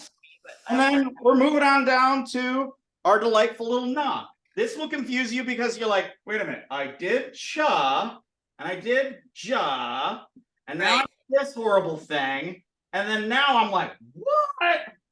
Backwards C with the line connecting it. No, but remember here, like look at them all together real quick. Like, come on, you. So we're up here. We're looking at patterns. Sha. Then we go cha. Right? So unaspirated, aspirated. Okay. We get to ja. Notice as you go across, you're looking at similar patterns. Yeah. Then ja, when you kind of look at it, you can go like cha and complicated cha. I can sort of see that. Ja, complicated ja. It's almost like it's in there. Let's see. Yes. And yes. finally, you're like cha, and you're like, wait a minute, that's neither here nor there, but it's all loopy in similar ways. Yes. Yes. So, like, I'm pointing this out to you, but as you just write these, you'll start making these connections, and that's your brain starting to really read the character. I mean, when I read tarot, I tell people this all the time. I read the cards. I read every element of the card. I don't like look at the card and like get a vision. It's the same thing with this. You have to learn to read all over again. And so then you're down to the retroflexes. Tough. Wide open. That's kind of easy. And then when you see that, whoa, nope, see, I screwed it up right there. Got excited. Well, just like making these little shapes, it's so how odd it's so hard for me. But part of I'm bad at drawing, and this is drawing, and my tas look like the ooze. Really though, Tessa, it starts with drawing, and then it's writing. That's when you get it, when it starts being writing. So on this one of the ways that I remember first learning it is I would go straight line and like that. And then I would go straight line and like that. Now that's not properly writing, but it got it in my head that ta and ta. Zinnia, stop it. My dog is wanting dinner, and I want to learn Sanskrit. You just gotta wait a minute, Mike. Well, you're learning Sanskrit. Then you got duh. And that's like that. And then the aspirated one is again. Did I screw that up again? No. Oh, yeah, it's all the way. This is the dyslexia is killing me again. Sorry, forgot that. Okay, so that is duh, which will remind you of na. Here's how I want you to remember this. What do Indian women wear? Bindi. Well, close. Sari. Okay. Sari, right? A sari. Well, in Hindi, that's spelled like this. So that's sadi. Sorry. So sari. So if you can kind of see a dot in there and think ra like a sari, which is actually a sadi, then you can get to there. Then you aspirate that, and it's like everything else, but it's like all those other forms you made, but just a little u down there. So we went from that to that to this with in between. That's horrible. See? But it's writing. It's not drawing. So you start drawing, and then you'll get to writing. I promise. So we're moving down to the dentals with your T. And I believe that T is just beautiful. It's just. I like this one, and it's what my name is. I can do that one. Just a delight. And actually, the aspirated one, once you really get the feel for it, is elegant as well. I like to go like that, and then up, like that, and there. Now, of course, you're going to confuse that with ya. Yeah, well, I've been having a hard time with just, I'm like, why can't I make a Y shape anymore? Like, what's going on? Well, because what you're doing is you're making it, in one sense, you're making a ya shape and like putting a little circle on it. But what you need to do is if you put your pen here and you make the little circle first, you think that circle is the ta, and then just let your arm follow through with a ya. But the thing you're looking at is that part. So, like I said again, what you want to do is get to the point where your brain isn't as much seeing this and this, it's seeing this. And so how does that different than, hold on, let me look over there. The ya, which doesn't have that loop to start, I see that. That's exactly it. It doesn't have the loop to start. That's the only, okay. Yeah, so when you're thinking ta, start with the little loop and then follow through. And when you're thinking ya, just naturally ya it out. All right. That's very So there are ta ta, and then we have the delightful, the glorious. Duh. One line. Duh. And then aspirated, don't confuse it with ga. Duh. Aspirated. So one of the tricks here with the does is to really just keep the lines fluid. So duh. One movement, and then you pick up your pen and you go boom, boom, making sure that this spot is empty. That's what Atlas was talking about, keeping the empty spots in there. And then we have finally, just this, just beautiful, just glorious. No. Oh, no. The thing that I remember is it's a stick out, and then it's this little nubbin. So I start with a little nubbin, and then go back, and then boom, boom. So not unlike with the G, has that little nubbin, but I start and I come down and I do it. But with N, I start with a little nubbin, and then I come over. This is one of my favorites so far. Yeah, it's delightful. Not as a happy little, it's the happy little tree of all things. Well, even that was hard until you showed the last class that you showed the little nub there, the little loop, and I'm like, oh, that makes it easier than what I'm doing. Yeah, I mean, it's just, again, familiarity, muscle memory. And then scaling it, like to depending on what, if I'm drawing on a white piece of paper, like trying to get it to scale, I almost thought I need graph paper or something to help. Yeah, actually, I've used graph paper to teach this before. Sometimes that way you can see the way it intersects. It I made me think what about I think learning is- English and that penmanship paper that we had with the lines. I don't know if I'm too much older than you for you to know. No, I remember it well. Okay, well, I feel like I need some. Yeah, so pa. And then one thing I remember doing was I would write out like pa, kind of big and trying to get it how I was in the feeling. And then underneath it, I would try to write it really small. Oh, that's a good idea. Because again, So you start big and then write it really small. But even there, you'll see I'm kind of doing them different each time. But my real one is like kind of like that. But you get used to the big swoop and then kind of do it little. And then after that, you get ba. You're gonna write a whole bunch of buzz. And I know somebody says like, you're putting that line the wrong way. I'm like, I'm never gonna be able to see that. What way does it go? I don't know. It doesn't matter. And actually, I've noticed in manuscripts different ways.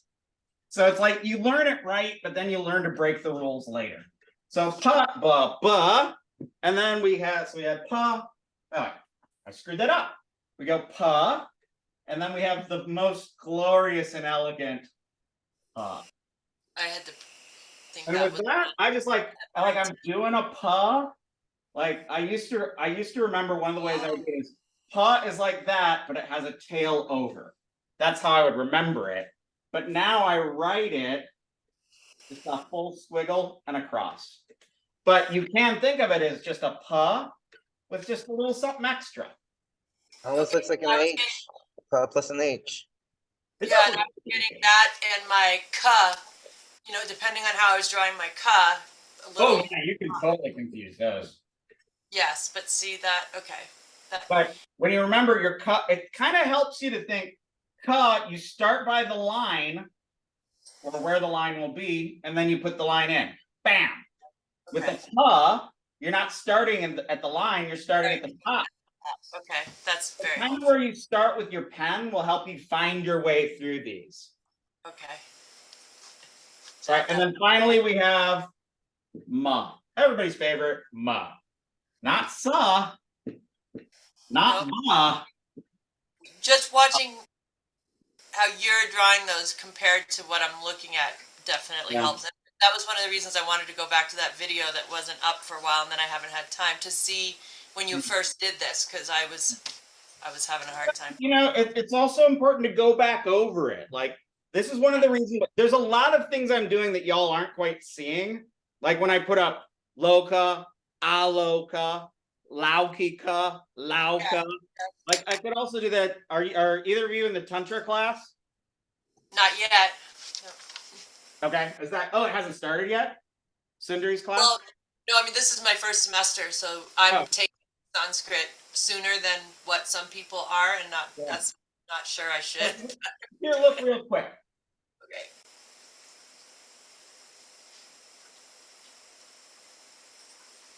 Just a minute. That's a K with a ku. Is that the L? That's the L. So that's kula. Kula means family. Now. Where's the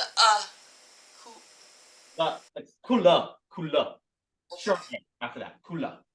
So from kula, you can also get. What does that say?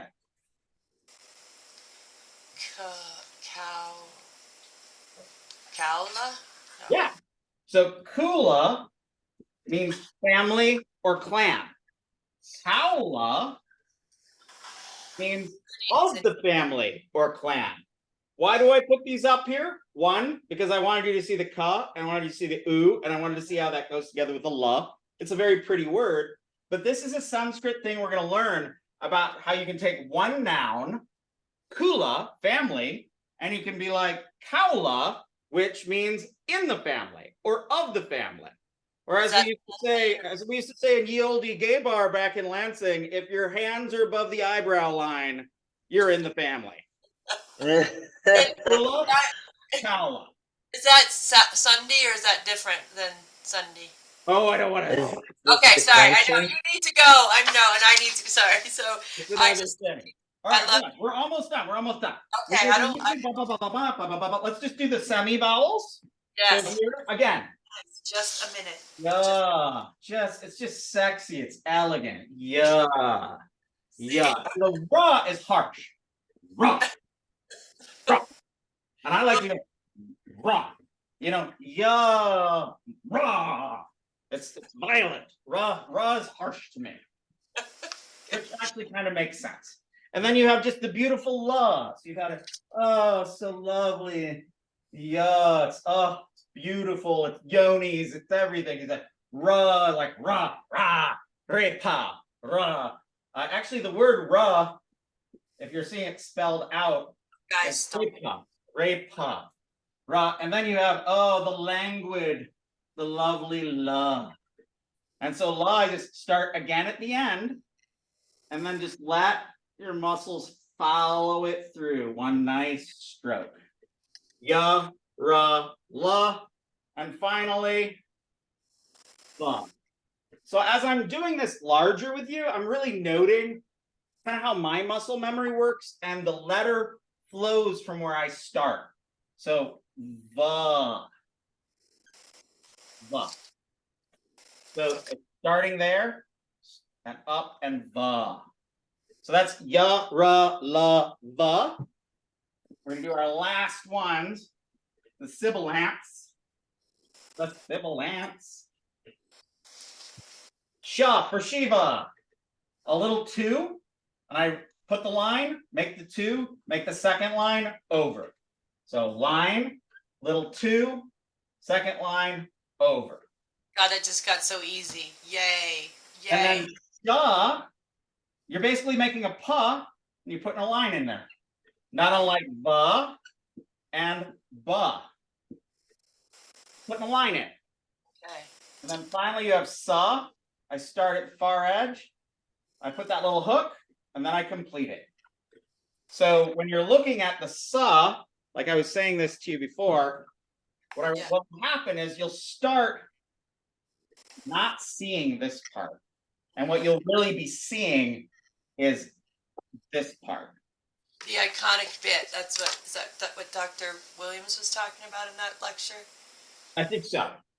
So the cool thing is about even when you're reading in English, what we don't realize is that we're not reading full letters.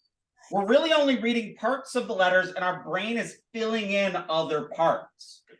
So when you actually are writing like the word bad, what you're really only seeing, what your brain is providing, when we read, is you're really only reading like this much of it. This is how cognition of reading works. You're really only seeing that. Wow. That's what you're really reading when you read bad. So it's just kind of a funny thing about how our brains work. Now we have one letter left. That would be the dreaded but beautiful huh. I practiced that and it got easier. That was one of my five. I'm gonna go down like that. Then I put my dot over here and I go like that. And then boom, 3 strokes. Huh. Okay. And then of course there's this horrible one. That's which we learned today. And this one, which we're gonna learn and work on more, that's nya. Okay. So those are the letters. Did you want to quick do the medial vowels? We'll only take a second. Okay. Okay, we're gonna do the medial vowels. And we're gonna use, let's go puh, because I like puh. So puh, short A, nothing, puh. Long A, puh. Do the puh, one line down, puh.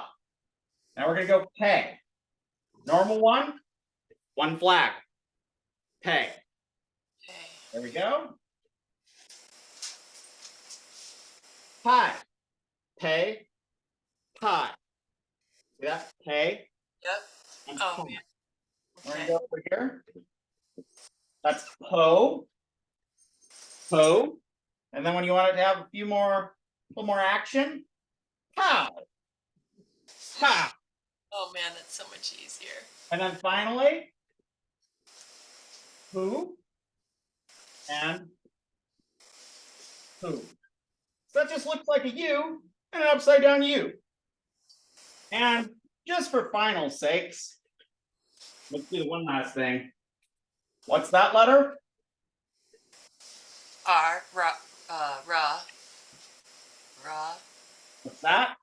ru, What's that? ru. It's ru again. The short one? Yeah. So if you have ra with a long u, that's like this. So these are the same. And those are the same, but we write it the second way versus the first way? Or Generally, it's better to write it the second way, but if you write it the first way, people will understand it. And just to get it nice and easy, let's read you a Sanskrit word.